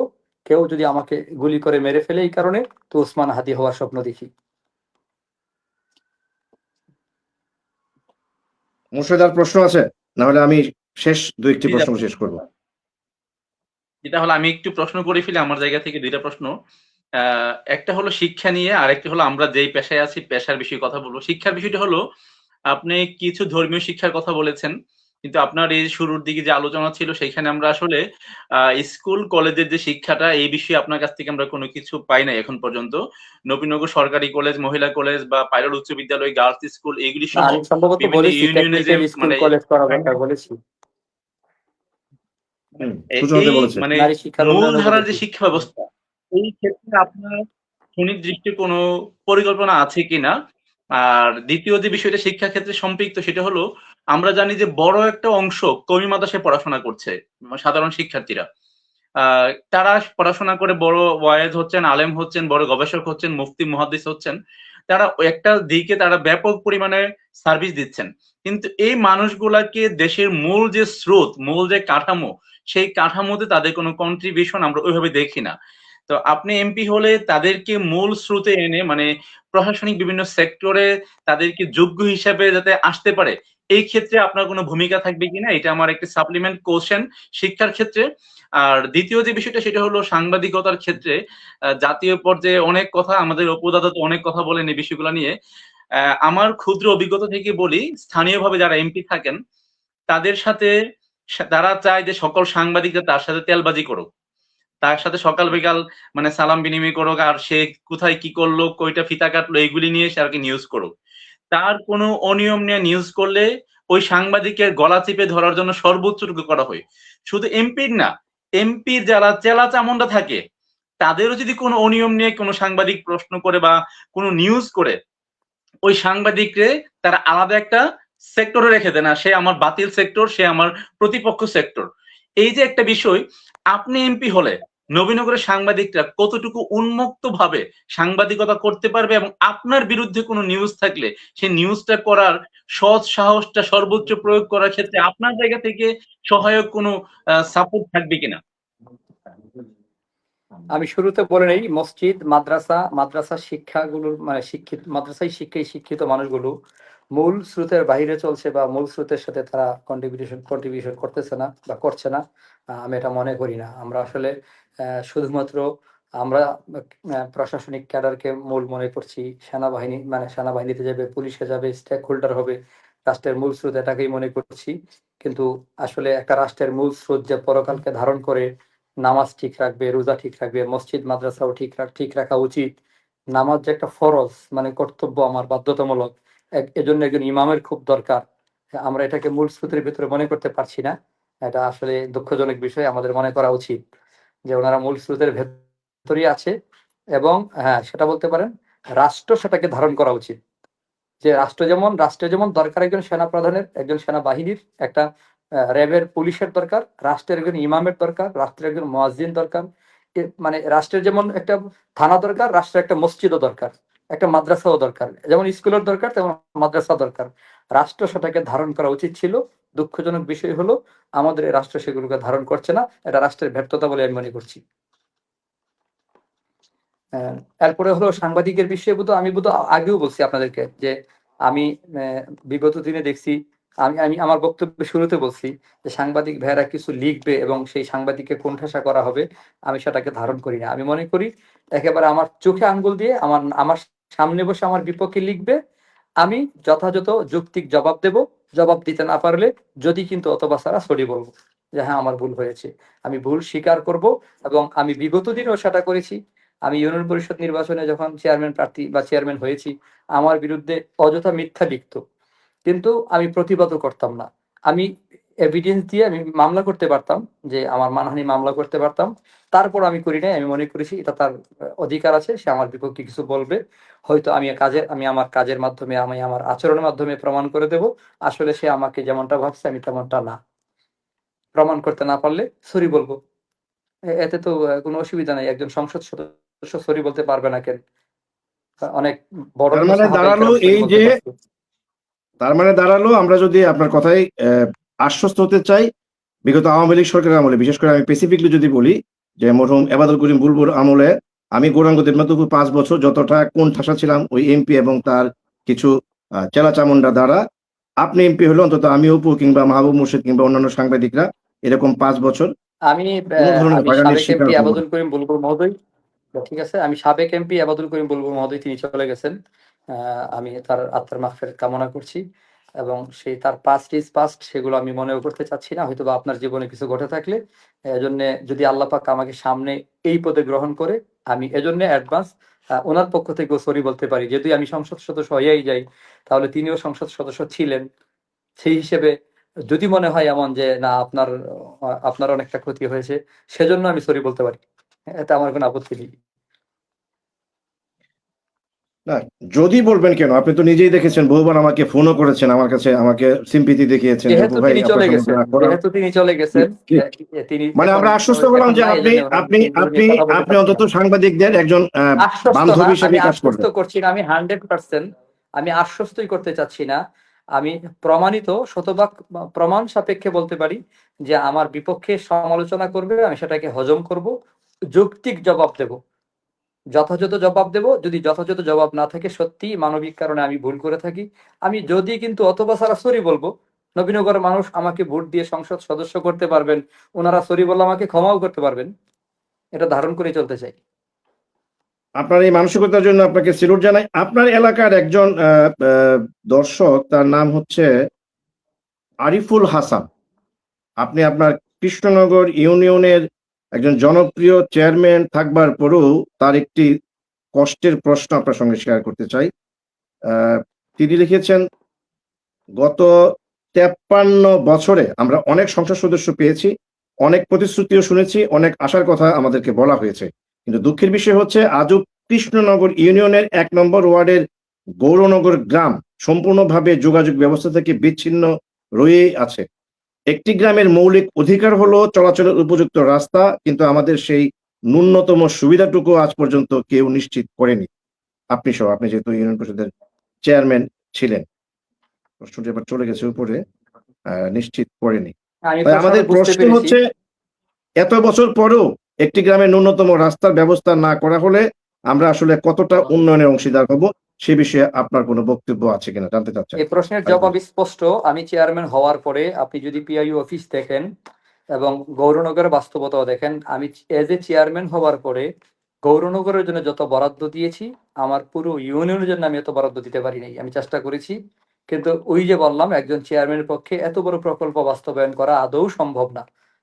আর সংসদ নির্বাচনে আসার পেছনে যে পীড়াটা ছিল, যে বেদনাটা ছিল, যাতনা, সেটাও গৌরনগর থেকে হওয়া। যে গৌরনগরের মানুষজন এত বছর পর্যন্ত 3 কিলোমিটার পায়ে হাঁটতে হবে, নৌকা পারাপার করতে হবে, এখন একটা রুগী খুব সহজে আনতে পারবে না। এই গৌরনগরের মানুষজনের এই কষ্টগুলো দেখে আমার কষ্ট লাগতো এবং আমি খুব বেশি কষ্ট পেতাম। আর আমার ক্ষমতার আওতার বাহিরে, এজন্যে চিন্তা করেছি যে না, আমাকে অন্তত চেয়ারম্যান পদে থেকে তাদের কষ্ট লাঘব করা সম্ভব নয়। গৌরনগরের কষ্টটাই আমি আরো বেশি ধারণ করে সংসদ নির্বাচনে আসছি। যদি আল্লাহ আমাকে কবুল করেন, আমাকে যদি সেখানে নেন, তো আমি গৌরনগর দিয়েই কাজটা শুরু করতে চাই। ইনশাল্লাহ আমি প্রমাণ করে দেব, গৌরনগরের মানুষ তাদের কষ্ট আমি লাঘবে আমি আমার সর্বোচ্চটুকুন দিয়ে চেষ্টা করবো ইনশাল্লাহ। আমার মুর্শেদ শেষ দুটো প্রশ্ন নেব আপনার কাছ থেকে, এরপর আর কোনো সুযোগ নেই, এরপর আমি হয়তো একটি বা দুটো প্রশ্ন করে শেষ করবো। দুটো প্রশ্ন করতে পারবেন। একটু কথা দাদা, আরেকটু কথাই বলি। গৌরনগর আমার 22 মৌজা এবং বড়াইল বা 33 মৌজার আওতায়। বাস্তবতা হলো 54 বছরে এই অঞ্চলে একজন উপজেলা চেয়ারম্যান আসে নাই, যার দরুন আসলেই বাস্তবতা হলো পুরো নবীনগর থেকে সবচেয়ে বেশি অবহেলিত আমাদের এই অঞ্চলগুলো। যেমন আজকে আমি বগডহর পুরো গ্রামটা ঘুরলাম, মহল্লা গেলাম, টুপাকান্দা গেলাম, পুরো রাস্তা হাঁটতে হয়, এই যে হেঁটে হেঁটে যেতে হয় জমির আইল উইল দিয়ে, পশ্চিমে এই অবস্থা।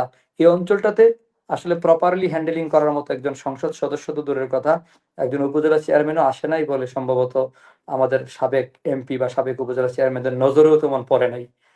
এখান থেকে যদি একজন প্রতিনিধি থাকতেন, তাহলে হয়তো এই অঞ্চলের মানুষের কষ্টগুলো সহজেই লাঘব করা সম্ভব হতো।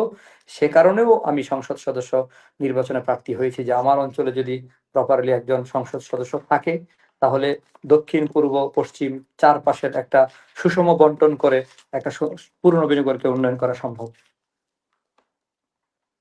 মুর্শেদ, দুটো প্রশ্ন সর্বশেষ, শেষ দুটো প্রশ্ন নিতে চাই। আমার প্রশ্ন, আর সেটার সাথে আমি একটু সাপ্লিমেন্ট আমার একটু মন্তব্য করতে চাচ্ছি। আমি একটু আগে যে প্রশ্ন করেছিলাম, হয়তো বা দর্শকরা ভুল বুঝতে পারে সেটাতে। সেটা হলো আমি কওমি ধারা বা মাদ্রাসা শিক্ষা ব্যবস্থায় আছে, আমি কিন্তু শুরুতে বলেছি তাদের কন্ট্রিবিউশন অনেক দিকে আছে, কিন্তু স্পেসিফিক করে বলতে চাচ্ছিলাম যে প্রশাসন বা এই সেক্টর গুলোতে তাদেরকে সম্পৃক্ত করার ক্ষেত্রে যে সিস্টেম গুলো, এগুলিতে ধাবিত করা যায় কিনা, বেতন কোনো প্ল্যান আছে কিনা। যাই হোক, আমি আমার জায়গা থেকে একটু ক্লিয়ারিফাই করলাম প্রশ্নটাকে। আর এখন যে লাস্ট যে প্রশ্ন, যে দাদা আমাকে যেহেতু সুযোগ করে দিয়েছেন, বাংলাদেশে নতুন যে ভোটার তালিকা হয়েছে, এখানে প্রায় 5 কোটির মতো তরুণ ভোটার, এবং এদের বড় একটা অংশ জেনজি, যাদের বয়স মানে 18 থেকে 30 এর মধ্যে কাছাকাছির মধ্যে আছে। এবং আমার ধারণা নবীনগর এই সংখ্যাটা প্রায় 1,70,000 থেকে 85,000 হবে, এই ভোটার সংখ্যাটা, বা একটু কম বেশি হতে পারে। তো তরুণ প্রজন্ম, মানে আপনার মতো একজন আমজাদ হোসেন আশরাফীকে ভোট দিয়ে নির্বাচিত করবে, এটা আপনি মনে করেন কিনা, বা মনে করলে আপনি কেন এই জিনিসটা মনে করছেন, এটা হলো একটা প্রশ্ন। আর দ্বিতীয় প্রশ্নটা হলো, আপনি অবশ্যই বলছেন আপনি অনেকগুলো কাজ করবেন, যদি আপনাকে একবার স্পেসিফিক করে দেওয়া হয়ে যায়, আমজাদ হোসেন আশরাফী ভাই, আপনি দাদা আশরাফী ভাই কি চলে গেছেন নাকি?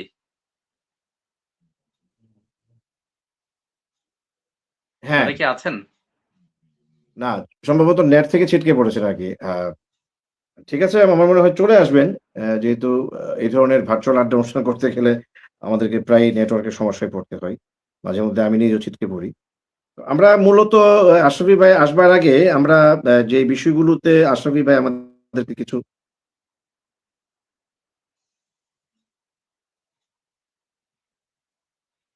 হ্যালো, হ্যাঁ, আশরাফী ভাই চলে আসছেন। জি জি।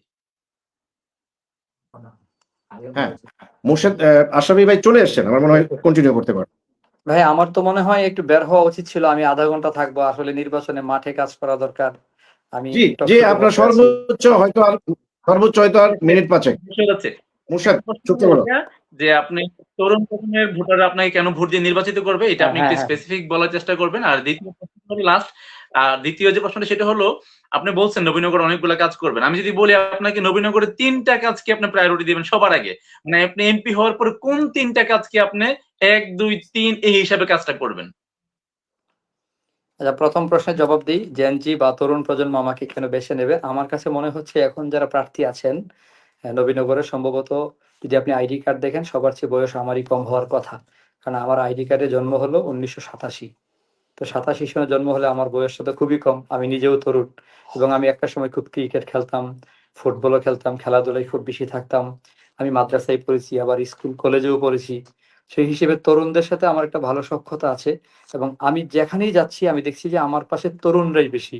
এবং নবীনগরের তরুণ সমাজ আমার পক্ষে থাকবে এই কারণেই, যে তরুণরা আসলে একটা একটা ডায়লগ আছে, নেতারা বিক্রি হয় কিন্তু ছাত্র জনতা বিক্রি হয় না, তরুণরা বিক্রি হয় না। তো তরুণদের মধ্যে লোভ লালসা কাজ করে না, যেহেতু তারা জানে যে আমি দুর্নীতিতে জিরো টলারেন্স, এবং এটা প্রমাণিত, দুর্নীতির সাথে আমার কোনো 0% সম্পর্ক নেই। তরুণরা একজন দুর্নীতি মুক্ত এবং প্রমাণিত সৎ মানুষকেই তারা বেছে নেবে। আমি তরুণদের বলবো যে আপনারা আরো যাচাই করুন। যদি আমার মধ্যে অসততা থাকে বা কোনো রকম দুর্নীতি থাকে, তাহলে আমি বলবো যে না, আমাকে আপনারা সমর্থন করবেন না।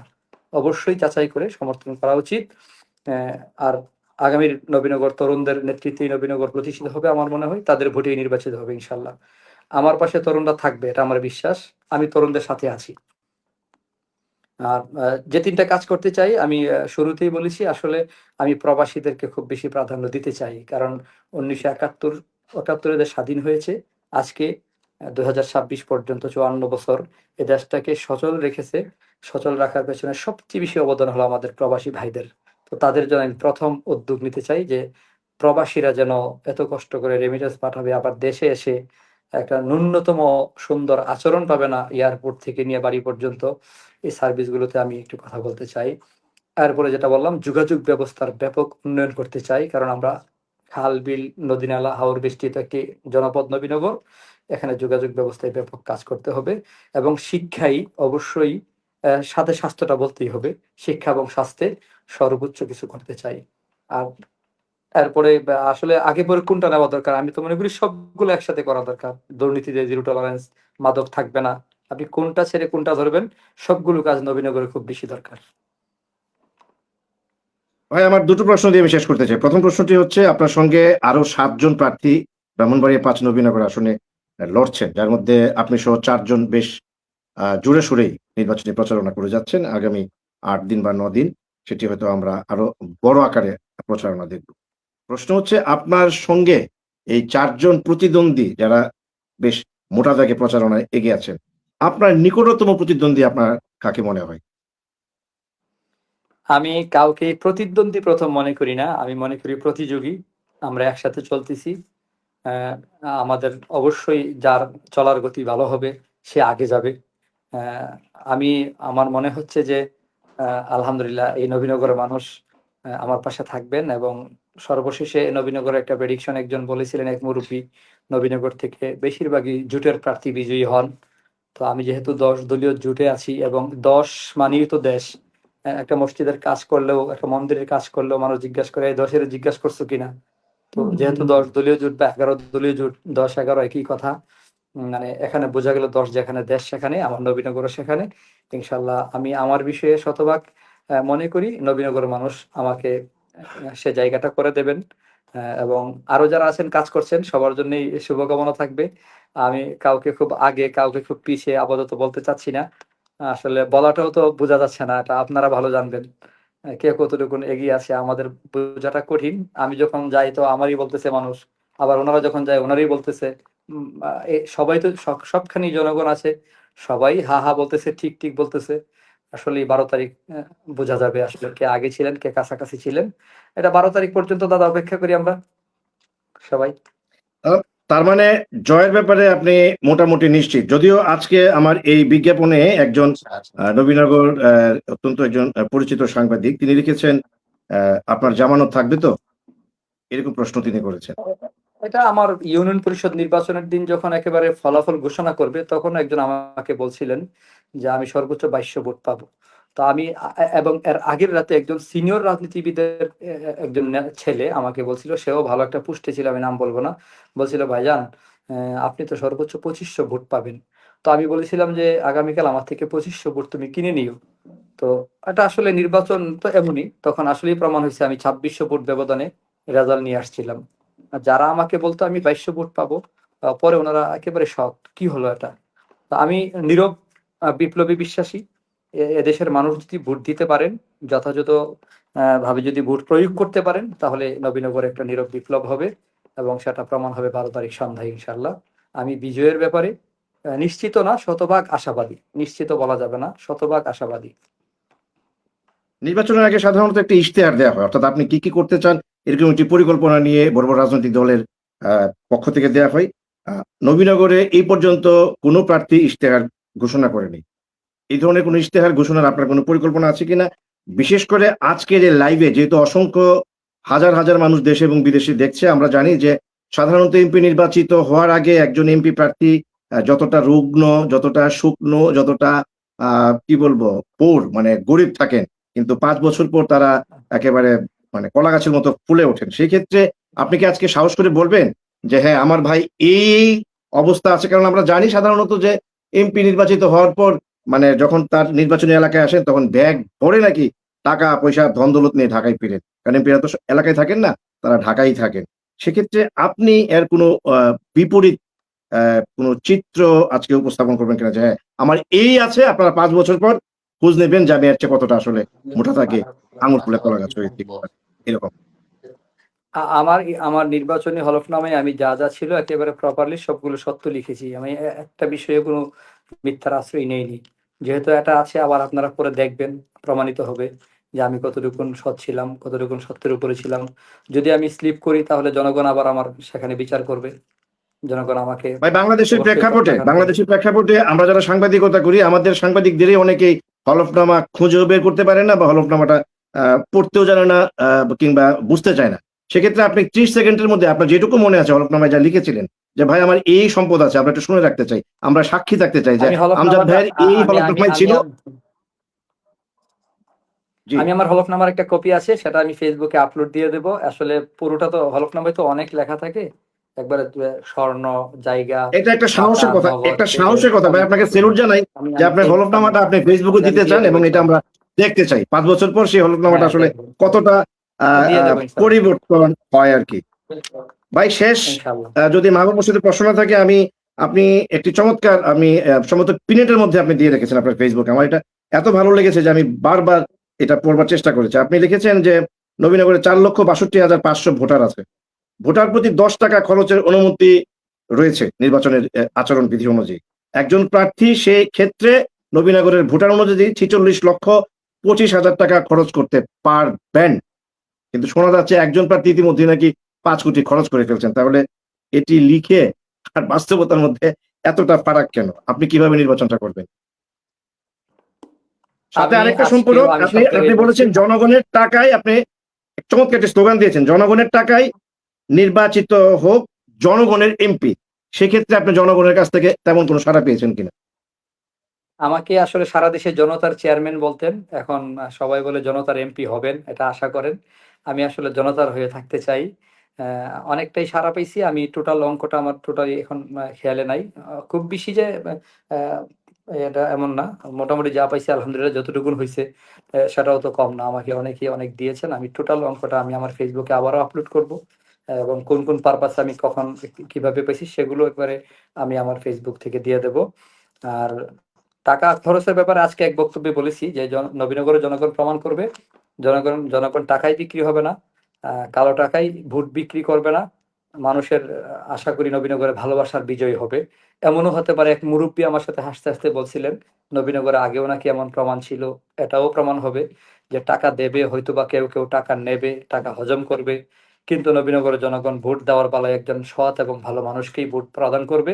আমি আজকে আহ্বান করতে চাই যে প্রিয় নবীনগর, আপনাদেরকে অবশ্যই আমি বলবো, শুধুমাত্র অল্প স্বল্প টাকার কাছে নিজেদের বিবেক আমরা বিক্রি না করি, বিবেক বিবেচনা করে সৎযোগ্য প্রার্থীকে ভোট প্রদান করি। সেটা যদি আমাকে মনে হয় আমাকে করবেন, যাকে মনে হয় তাকেই করবেন। লিল্লাহ, আল্লাহর ওয়াস্তে বলবো, একজন ভালো মানুষকেই আপনারা সংসদে পাঠাবেন বলে আমি বিশ্বাস করছি, এবং নবীনগর মানুষ সেটা প্রমাণ করবে ইনশাল্লাহ। আমি বিশ্বাস করি নবীনগরে টাকার বিজয় হবে না, কালো টাকার তো পাত্তেই থাকবে না, ভালোবাসার বিজয় হবে, সত্যের বিজয় হবে ইনশাল্লাহ, ইনসাফের বিজয় হবে। 46,62,500 টাকায় আদৌ কি একটি এমপি নির্বাচন কারো পক্ষে করা সম্ভব? যদি বলি আপনার পক্ষেও সম্ভব, মাত্র আমি 46 লাখ টাকা। আমি আজকে যেটা আমি যেটা দেখছি এখনো পর্যন্ত, আজকে আমি যেখানে যাই আর কি, আমি মানুষ থেকে শুনে যাই, অনেকেই বলে যে ভাই আপনার রিক্সা তো বেশ আগানো, সম্ভবত যার টক্কর হবে রিক্সার সাথেই হবে, হয়তো কেউ আগে যাবে কেউ পেছনে পড়ে যাবে। আরো দুইটা মার্কার কথা আমাকে বলছেন যে এই মার্কা রিক্সার সাথে টক্কর হবে, ওই মার্কা রিক্সার সাথে টক্কর হবে। তো আমি দেখলাম যে রিক্সাটাকে বাদ দেয় না। তো আমি আশ্চর্য হলাম যে রিক্সায় এত কম খরচে, এত অল্প টাকায়, এত অল্প আয়োজনে, আমি খুব বড় সভাও করি নাই, খুব বেশি প্রচার প্রচারণা যাই নাই, কিন্তু নবীনগরের মানুষ বলতেছে রিক্সার সাথে টক্কর হবে। এবং যেখানেই যাচ্ছি নারী পুরুষ বলতেছে যে আপনাকে ভোট দেবো। কেন দেবেন? কয় আমার ছেলে বিদেশ থেকে বলছে, আমার মেয়ের জামাই বলছে। প্রবাসী ভাইয়েরা এত বেশি প্রচার করেছে রিক্সার ব্যাপারে যে আসলে এটা সর্বোচ্চ হাইপে আছে বলে মনে করি। আর সে তুলনায় আমার টাকা খরচ হয়নি, খুব কম, মানে এত কম খরচ হয়েছে যেটা আসলে বলার আমি উল্লেখ করার মতো না, খুব অল্প টাকাই। তো আমার মনে হয় যে আমি 46 লাখ টাকার ভেতরেই আমার মনে হয় আমি পার পেয়ে যাবো ইনশাল্লাহ। সাহস করে বলবেন না করে তো বলে ফেললেন যে আমজাদ ভাই, আপনি সাহস করে বলবেন না করে কিন্তু মূল কথাটা বলে ফেলেছেন, যেটা আমি বহুবার চেষ্টা করে আপনার কাছ থেকে বের করতে পারছিলাম না। বাট অবচেতন মনে এখন বলেই ফেললেন যে যদি টক্করটা হয় রিক্সার সঙ্গে হবে, অর্থাৎ আপনি রিক্সাকে প্রধান প্রতিদ্বন্দ্বী মনে করছেন। আরেকটু সাহস করে যদি বলেন টক্করটা কার সঙ্গে হবে? আমি আমি মাঠ থেকে শুনছি যেটা, আপনারা শুনছেন কিনা কেউ কেউ, আমি শুনছি, আমার নিজ কানে শুনছি, যেটা সেটা বলতে অসুবিধা নাই। আমাকে একেবারে সরাসরি একজন বলতেছেন যে ভাই আমাদের ফুটবলের টক্করটা আপনার সাথে হবে। আবার কেউ বলতেছেন ধানের শীষের সাথে আপনার টক্কর হবে। তো ধানের শীষ কেউ বলতেছে, কেউ ফুটবল, কেউ বলতেছে। আমি আপাতত এটুকুই শুনছি, কিন্তু আমি আশ্চর্য হচ্ছি যে নবীনগর মানুষ আমাকে এতটাই ভালোবাসতেছেন যে এই অল্প সময়ের মধ্যে রিক্সাকে টক্করের পর্যায়ে নিয়ে গেছেন। তো আমি জবাব দেই যে আপনারা যদি মনে করেন যে রিক্সার সাথেই সবাই টক্কর খাবে, তো বাকিটা ইনশাল্লাহ আল্লাহ করে দেবেন, আমার বিশ্বাস আছে। নবীনগরের জনগণ সেটা প্রমাণ করবেন। তা আমি আপাতত এখনো পর্যন্ত ধানের শীষ এবং ফুটবল দেখছি যে না, ভালোই করছেন।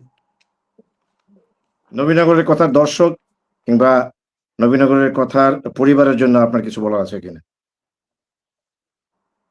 অবশ্যই নবীনগরের কথার আমি কি পরিবারকে মাঝখানে আমি একটা প্রশ্ন করতে বরাবর পারি একটু ছোট করে? হ্যাঁ, হ্যাঁ, শেষ হ্যাঁ, প্রশ্ন যদি থাকে, this is the last question. যেহেতু মানে আমাদের আশীর্বাদ অনেকটা সময় দিয়েছেন, নবীনগরবাসীর উদ্দেশ্যে কিছু বলবেন অবশ্যই। আমার প্রশ্নটা একটা, যে আপনি তো একটা ধর্মীয় দলের প্রতিনিধি এবং আপনার যে জোট, এই জোটের প্রায় বেশিরভাগ দলই হলো ধর্মীয় দল, ধর্মভিত্তিক দল। তো নবীনগরে যে ভোটার আছে, এই ভোটারদের একটা অংশ, এই অংশটাকে আপনি একেবারে ছোট করে দেখার মতো না, যারা হলো মানে ইসলাম ধর্মের অনুসারী না, সনাতন ধর্মের এবং অন্যান্য ধর্মের, মানে অন্য ধর্মাবলম্বী যারা আছে তারা আপনাকে ভোট দেবে কিনা, কি মনে হচ্ছে আপনার? যদি ভোট দেয় তারা, তারা আপনাকে কি কারণে ভোট দিতে পারে? আমরা যখন, ভাই আমি দেখলাম যে আমরা যখন স্বর্ণ কিনি, কেনা বেচা করি, মিষ্টি কেনা বেচা করি, আমরা তো ধর্মের বিভাজন তৈরি করি না। আমরা তো সরাসরি ধর্মকে ধর্মের জায়গায় রেখে একটা হৃদ্যতাপূর্ণ সম্পর্ক নিয়েই নবীনগর প্রতিষ্ঠিত, প্রমাণিত। তো এখানে ভোটের রাজনীতিতেও ইসলামিক দলের প্রার্থী হওয়ার কারণে আমার ভিন্ন ধর্মের ভাইরা আমার পাশে থাকবেন না, এটা আমার কোনোভাবেই কখনো মনে হয় না। কারণ চেয়ারম্যান নির্বাচনে আমি সেটা পেয়েছি। তো আমার এলাকার সনাতনী ধর্মের ভাইরা আমাকে দারুণভাবে সমর্থন করেছিল এবং ভোট প্রদান করেছিল। আমি আমি সেটা প্রমাণ পেয়েছি যে আমাকেই ওনারা গ্রহণ করেছেন চেয়ারম্যান হিসেবে। এবং নবীনগরেও সেটা মনে হয় ইনশাল্লাহ আমাকে, আমার কৃষ্ণনগরের চেয়ারম্যানের ইতিহাস ওনারা জানেন, ওনারা জানবেন, খবর নেবেন। আশা করি আমাকে গ্রহণ করবেন। এখানে ধর্মের কোনো বিভাজন থাকার কথা না, বিভাজন হবেও না ইনশাল্লাহ।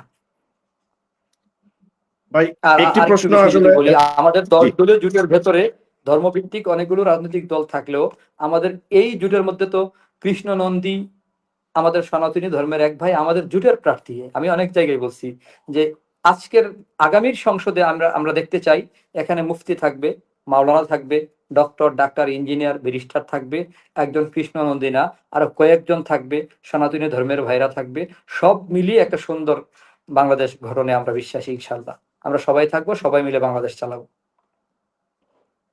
আমজাদ ভাই, নবীনগরের কথার পরিবার এবং দর্শকদের জন্য আপনি বলবার আগে ছোট্ট একটি প্রশ্ন আমার নবীনগর, স্কিপ হয়ে হ্যাঁ, গেছে, যদিও যদিও আমার এই প্রশ্নটি এখানে লিখিত ছিল। একেবারে 30 সেকেন্ডে আপনি ছোট্ট করে উত্তর দিবেন। 5ই আগস্টের পর 71-এর মহান মুক্তিযুদ্ধকে আমরা ভুলে গিয়েছিলাম এবং নানাভাবে মুক্তিযুদ্ধটাকে আসলে একেবারে কি বলে ভুলিয়ে দেওয়ার চেষ্টা করা হয়েছে। কিন্তু আমি যখন দেখলাম যে তারেক রহমান যখন দেশে ফিরলেন, যখন বললেন যে মুক্তিযুদ্ধকে বাদ দিয়ে বাংলাদেশকে কল্পনা করা যায় না, তখন আবার এটা ইউটার্ন করা শুরু করলো। আপনার কাছে প্রশ্ন হলো, 71-এর মহান মুক্তিযুদ্ধ এবং 24-এর যে বৈষম্য বিরোধী ছাত্র জনতার আন্দোলনটি হয়েছে, এই দুটিকে একজন সচেতন নাগরিক হিসেবে এমপি হতে পারেন আর নাই পারেন, কিভাবে মূল্যায়ন করবেন? আমি প্রথমত আপনার কথায় একটু দ্বিমত পোষণ করি দাদা। তারেক রহমান আসার পর এটা হয়েছে, এটা ভুল। মানে মুক্তিযুদ্ধকে ধারণ করে না, বা প্রথম প্রথম যদিও যদিও মনে হয়েছে বাংলাদেশে একটা ভুল মেসেজ ছিল, কিন্তু খুব সাথে সাথে কাছাকাছি সময়ের মধ্যেই 71-কে ধারণ করি, 24-এর অভ্যুত্থানকে পরিপূরক মনে করে রাষ্ট্র চলতেছেন এবং এই সরকারও চলতেছেন। সামনের দিনেও আমরা 71-কে মাইনাস করে তো বাংলাদেশকে পাওয়া যাবে না। এটা তো সত্য কথা, এটা প্রমাণিত কথা। 71-কে যদি অস্বীকার করা মানে তো এক বছর বাংলাদেশ 1.5 নাই। বছর আগে ওইটা বলা যায়নি। কিন্তু হ্যাঁ, 1-1.5 বছর একাত্তরকে আগেও এই মাইনাস কথাটা করে আমরা সাহস করে বলতে পারিনি। পরিবেশটা ওরকমই ছিল। না, একাত্তরকে মাইনাস করে বাংলাদেশকে খুঁজে পাওয়া যায় না। সেই হিসেবে আমরা একাত্তরকে ধারণ করে 24কে পরিপূরক মনে করে আরো অনেক কিছু বাকি আছে।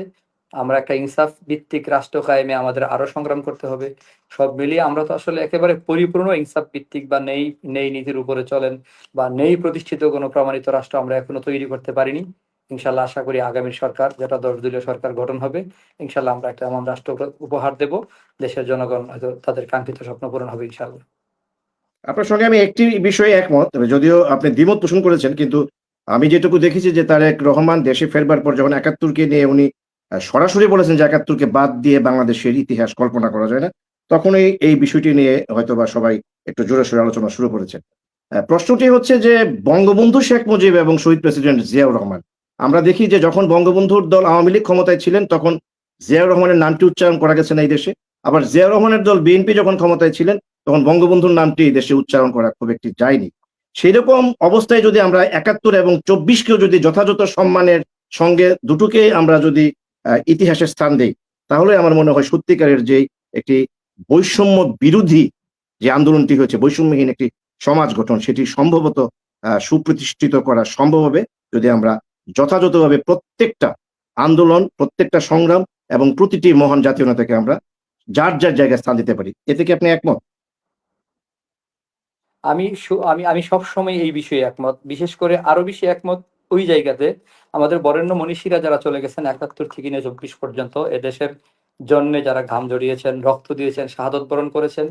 আমি মনে করি ওনারা চলে গেছেন বলেই আমাদের একটা ধর্মেরও একটা ছাঁচ আছে এখানে, যে মৃত মানুষের সমালোচনা না করা, ওনাদেরকে পরপারের জন্য রেখে দেওয়া যায়। ওনার ভালো কিছু আল্লাহ পাক কবুল করেন, ওনার মন্দ কিছু আল্লাহ ক্ষমা করে দেন। আমরা সেটাকে ধারণ করে যদি চলতে পারি তাহলে আগামীর বাংলাদেশ সত্যি সুন্দর বাংলাদেশ হবে, নিরাপদ বাংলাদেশ হবে। যে প্রশ্নটি শেষ প্রশ্ন করেছিলাম, নিজের খেয়ে বনের মোষ তাড়ানো আমি গৌরাঙ্গ দেবনাথ অপু বিনা পয়সায় নিজের টাকা খরচ করে এই যে ৪১৪টি পর্ব করে যাচ্ছি এই নবীনগরের কথার মাধ্যমে, আপনার মতো গুণী মানুষদের কথা মানুষকে শোনাচ্ছি যারা আসছেন, সব মিলে আমার জন্য নবীনগরের কথা, পরিবারের জন্য কিংবা নবীনগরের কথার যারা অগণিত দর্শক তাদের জন্য যদি আপনার শেষ কোনো মেসেজ থাকে। আপনাকে অবশ্যই খুব বেশি ধন্যবাদ যে আপনি আমাকে নবীনগর কথায় কথা বলার সুযোগ দিয়েছেন, এবং নবীনগর কথার পরিবারে যারা সম্পৃক্ত আছেন সবাইকে ধন্যবাদ জানাই। এবং পুরো নবীনগরকে আমি ধারণ করি, আমি আমার প্রতিটি বক্তব্যে বলি আমার জন্য নবীনগরই বাংলাদেশ। সেই হিসেবে আমি নবীনগরের সবার কাছে বলতে চাই, যেহেতু সামনে নির্বাচন আর মাত্র কয়েকদিন পরেই আপনাদের সংসদ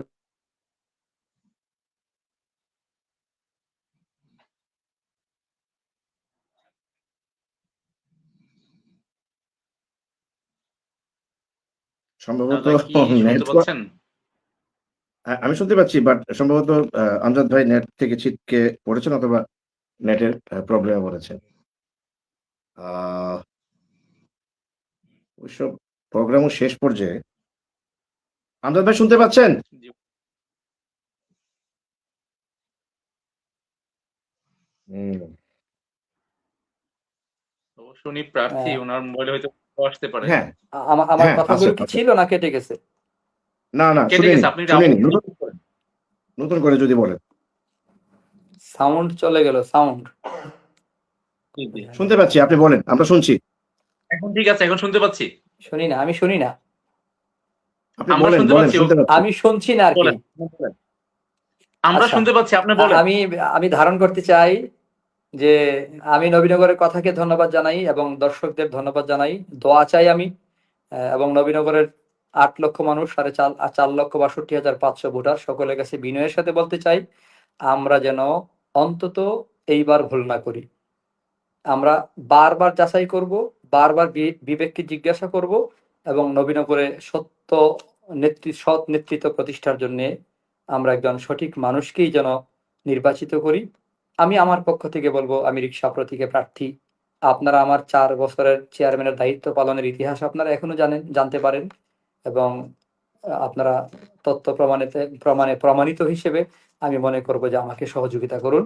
আমি কথা দিচ্ছি, যদি আপনারা আমাকে নির্বাচিত করেন আর আপনাদের কাঙ্ক্ষিত স্বপ্ন পূরণে আমি ব্যর্থ হই, যদি মনে হয় যে না আমি এই জায়গাতে ব্যর্থ, সেটাও বলে দিচ্ছি, আমার বিরুদ্ধে নবীনগরবাসী যদি সেটা প্রমাণ করে যে আমি আসলেই ব্যর্থ, তাহলে আমি নিজের থেকে পদত্যাগ করবো ইনশাল্লাহ।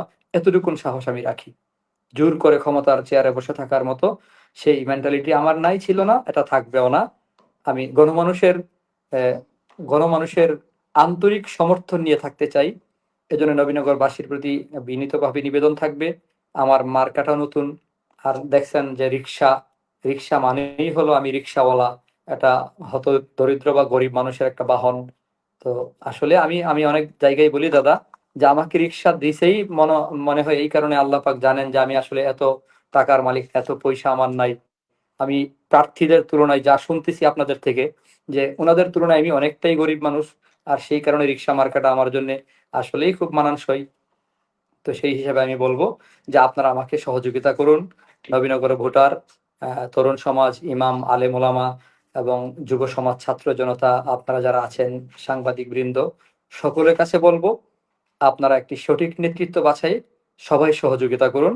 আমি কথা দিচ্ছি, সৎ পথে থাকার জন্যে আমি আমার জীবনের সবটুকু দিয়ে চেষ্টা করবো ইনশাল্লাহ। অনেক ধন্যবাদ জনাব মুফতি আমজাদ হুসাইন আশরাফি, যিনি 11 দলের জোটের পদপ্রার্থী হিসেবে আগামী 12ই ফেব্রুয়ারি সংসদ নির্বাচনে অংশ নিতে যাচ্ছেন।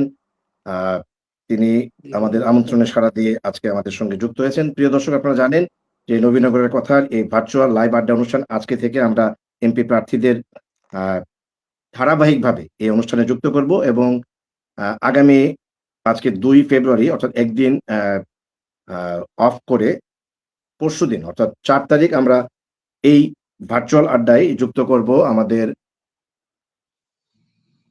সঙ্গে। তিনি হচ্ছেন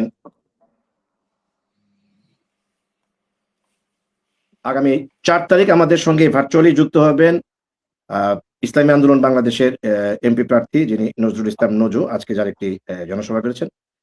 সেই নজরুল ইসলাম নজুর অনুষ্ঠানে আপনারা নতুন আরেকজন প্রশ্নকর্তা সহ ঠিক একই সময় রাত 10টায় এই অনুষ্ঠানটি নিয়ে হাজির হব। তার আগে আশরাফি ভাইকে অশেষ ধন্যবাদ, কৃতজ্ঞতা জানাতে চাই। প্রশ্নকর্তা মাহবুব মুর্শেদ অসাধারণ কিছু দুর্দান্ত মানে সাহসী প্রশ্ন করেছেন, সেই জন্য মাহবুব মুর্শেদ বিভিন্ন নিউজ সম্পাদক, তাকেও স্বাগত জানাই। পাশাপাশি এই মুহূর্তে যারা যুক্ত হয়েছেন, 1.5 ঘন্টার এই অনুষ্ঠানটি, যদি আমরা বলেছিলাম মাত্র 8 ঘন্টার অনুষ্ঠানটি শেষ করব, কিন্তু আশরাফি ভাইও এমন চমৎকার প্রশ্নের উত্তর দিয়েছেন, প্রশ্নকর্তাও দুর্দান্ত সব প্রশ্ন করেছেন। আমাকেও সঞ্চালনা করতে গিয়ে নানান সম্পূরক ছোট ছোট প্রশ্ন করতে গিয়ে 1.5 ঘন্টা কখন সময় গেছে আসলে আমি নিজেও বুঝতে পারিনি। এর মধ্যে আশরাফি ভাই একেবারে সামারি করে যে কথাগুলো আমার মনে আছে সেগুলো বলতে পারি। তিনি বলেছেন যে তিনি যদি এমপি নির্বাচিত হতে পারেন, আল্লাহর অশেষ কৃপায় কিংবা সৃষ্টিকর্তার অশেষ কৃপায়, তিনি নবীনগর জন্য একটি সামাজিক নিরাপত্তা বিধানে একটি নিরাপদ বাসযোগ্য নবীনগর উপজেলা গড়ে তোলবার সর্বাগ্রে চেষ্টা করবেন। প্রবাসী ভাইদের জন্য তিনি নতুন কিছু চিন্তা ভাবনা পরিকল্পনা নিয়ে কিছু নতুনত্ব দেখাতে চাইবেন বলে ঘোষণা দিয়েছেন। তিনি নবীনগরের বাসীর দীর্ঘদিনের যে একটি প্রত্যাশা বা চাহিদা রয়েছে তিতাস গ্যাস, সেটি তিনি সর্বাগ্রে এখানে মানুষের জন্য আনবার চেষ্টা করবেন। যোগাযোগ ব্যবস্থা নবীনগর খুবই পিছিয়ে আছে, যদিও সাবেক এমপি ফয়জুর রহমান বাদলের আমলে অনেকটা ডেভেলপ করেছিল এবং তিনি থাকলে হয়তো যোগাযোগ ব্যবস্থার প্রভূত উন্নয়ন সাধিত হতো। উনার বাড়ি আশুগঞ্জ যে রাস্তাটি, সেটি পর্যন্ত নির্মিত এখন পর্যন্ত হয়নি, যেটা আমরা আশা করেছিলাম বাদল ভাই থাকলে হয়তো সেটি হয়ে যেত। সেই যোগাযোগ ব্যবস্থা উন্নয়নে তিনি কাজ করবেন। স্বাস্থ্য নিয়ে তিনি বেশ কিছু চমৎকার প্রস্তাবনা দিয়েছেন। পশ্চিম এবং পূর্বে আরো 2টো স্বাস্থ্য কমপ্লেক্স তৈরি করার তার পরিকল্পনা রয়েছে। শিক্ষা ব্যবস্থার উন্নয়নে তিনি অসাধারণ কিছু প্রস্তাবনা দিয়েছেন। বিশেষ করে নৈতিক শিক্ষার উপর তিনি তার যে সমস্ত পরিকল্পনা সেগুলোতে জোর দেবেন। মাদ্রাসা শিক্ষা, যেটি এখন কোনোভাবেই দূরে সরাবার কোনো সুযোগ নেই, যেখানে বিগত আওয়ামী লীগ সরকারও কওমি মাদ্রাসাকে স্বীকৃতি দিয়ে কওমি বিশ্ববিদ্যালয় পর্যন্ত স্থাপন করে গিয়েছিলেন। সেই কওমি মাদ্রাসা নিয়েও তিনি তার কি পরিকল্পনা সেগুলো এখানে তুলে ধরেছেন। নিরাপদ একটি বাসযোগ্য নবীনগর প্রতিষ্ঠা করবার জন্য তিনি তার পরিকল্পনা তুলে ধরেছেন। সবচেয়ে দুর্ভাগ্যজনক, গত 1.5 বছরের বেশি সময় ধরে এই নবীনগরে যে সমস্ত নিরপরাধ মানুষগুলো মামলা বাণিজ্যের কারণে মিথ্যা মামলায় জর্জরিত হয়েছেন, তিনি বলেছেন তিনি এমপি হলে সেই সমস্ত মিথ্যা মামলা কিংবা মামলা বাণিজ্য চিরতরে তিনি উৎখাত করবেন এবং মাদকের বিরুদ্ধে তিনি জিরো টলারেন্স ঘোষণা করেছেন। আমাদের সবচেয়ে অন্যতম বড় সমস্যা যে রিভার ভিউ এলাকাতে যে সমস্ত গ্রামগুলো রয়েছে আমাদের উত্তরাঞ্চল কিংবা পশ্চিমাঞ্চল, সেই নদী তীরবর্তী, নদী ভাঙ্গনের হাত থেকে সেই গ্রামগুলোকে রক্ষার প্রয়োজনীয় ব্যবস্থা নেবেন এবং সবচেয়ে আলোচিত যে বিষয়টি কোটি কোটি টাকার যে সিন্ডিকেট, বালু সিন্ডিকেট কিংবা বালু ডাকাত যারা অস্ত্রধারী, সেই সমস্ত বালু ডাকাতদের কোমর ভেঙে দেওয়া হবে বলে তিনি আজকে হুঁশিয়ারি দিয়েছেন যদি তাকে এমপি হিসেবে নির্বাচিত করা হয়। এবং সবচেয়ে বড় যে বিষয়টি তিনি জোর দিয়েছেন সেটি হচ্ছে সকল ধরনের অনিয়ম এবং দুর্নীতির বিরুদ্ধে, যেটি টিআইবি বলেছিলেন যে মাত্র 21% সরকারি কর্মকর্তা ঘুষ থেকে দূরে থাকেন, 79% সরকারি কর্মকর্তা এখনো এই নিউট্রাল গভর্নমেন্টের আমলও ঘুষ ছাড়া ন্যূনতম কোনো কাজ করেন না। তিনি বলেছেন সেই ঘুষ দুর্নীতির বিরুদ্ধে তিনি জেহাদ ঘোষণা করবেন। সুতরাং দর্শক বুঝতে পারছেন, নবীনগরের মানুষ আমরা এরকম একজন সৎ, যোগ্য এবং নৈতিকতা সম্পন্ন মানুষকেই এমপি হিসেবে দেখতে চাই। প্রিয় দর্শক, আগামী পরশু বুধবার নজরুল ইসলাম নজু, ইসলামী আন্দোলনের যিনি এমপি প্রার্থী, তার সঙ্গে ঠিক একই সময়ে একইভাবে নতুন একজন প্রশ্নকর্তা নিয়ে হাজির হব। সেই পর্যন্ত আপনারা ভালো থাকবেন। আশরাফি ভাইয়ের জন্য দোয়াই রাখবেন। শুভরাত্রি। আসসালামু আলাইকুম।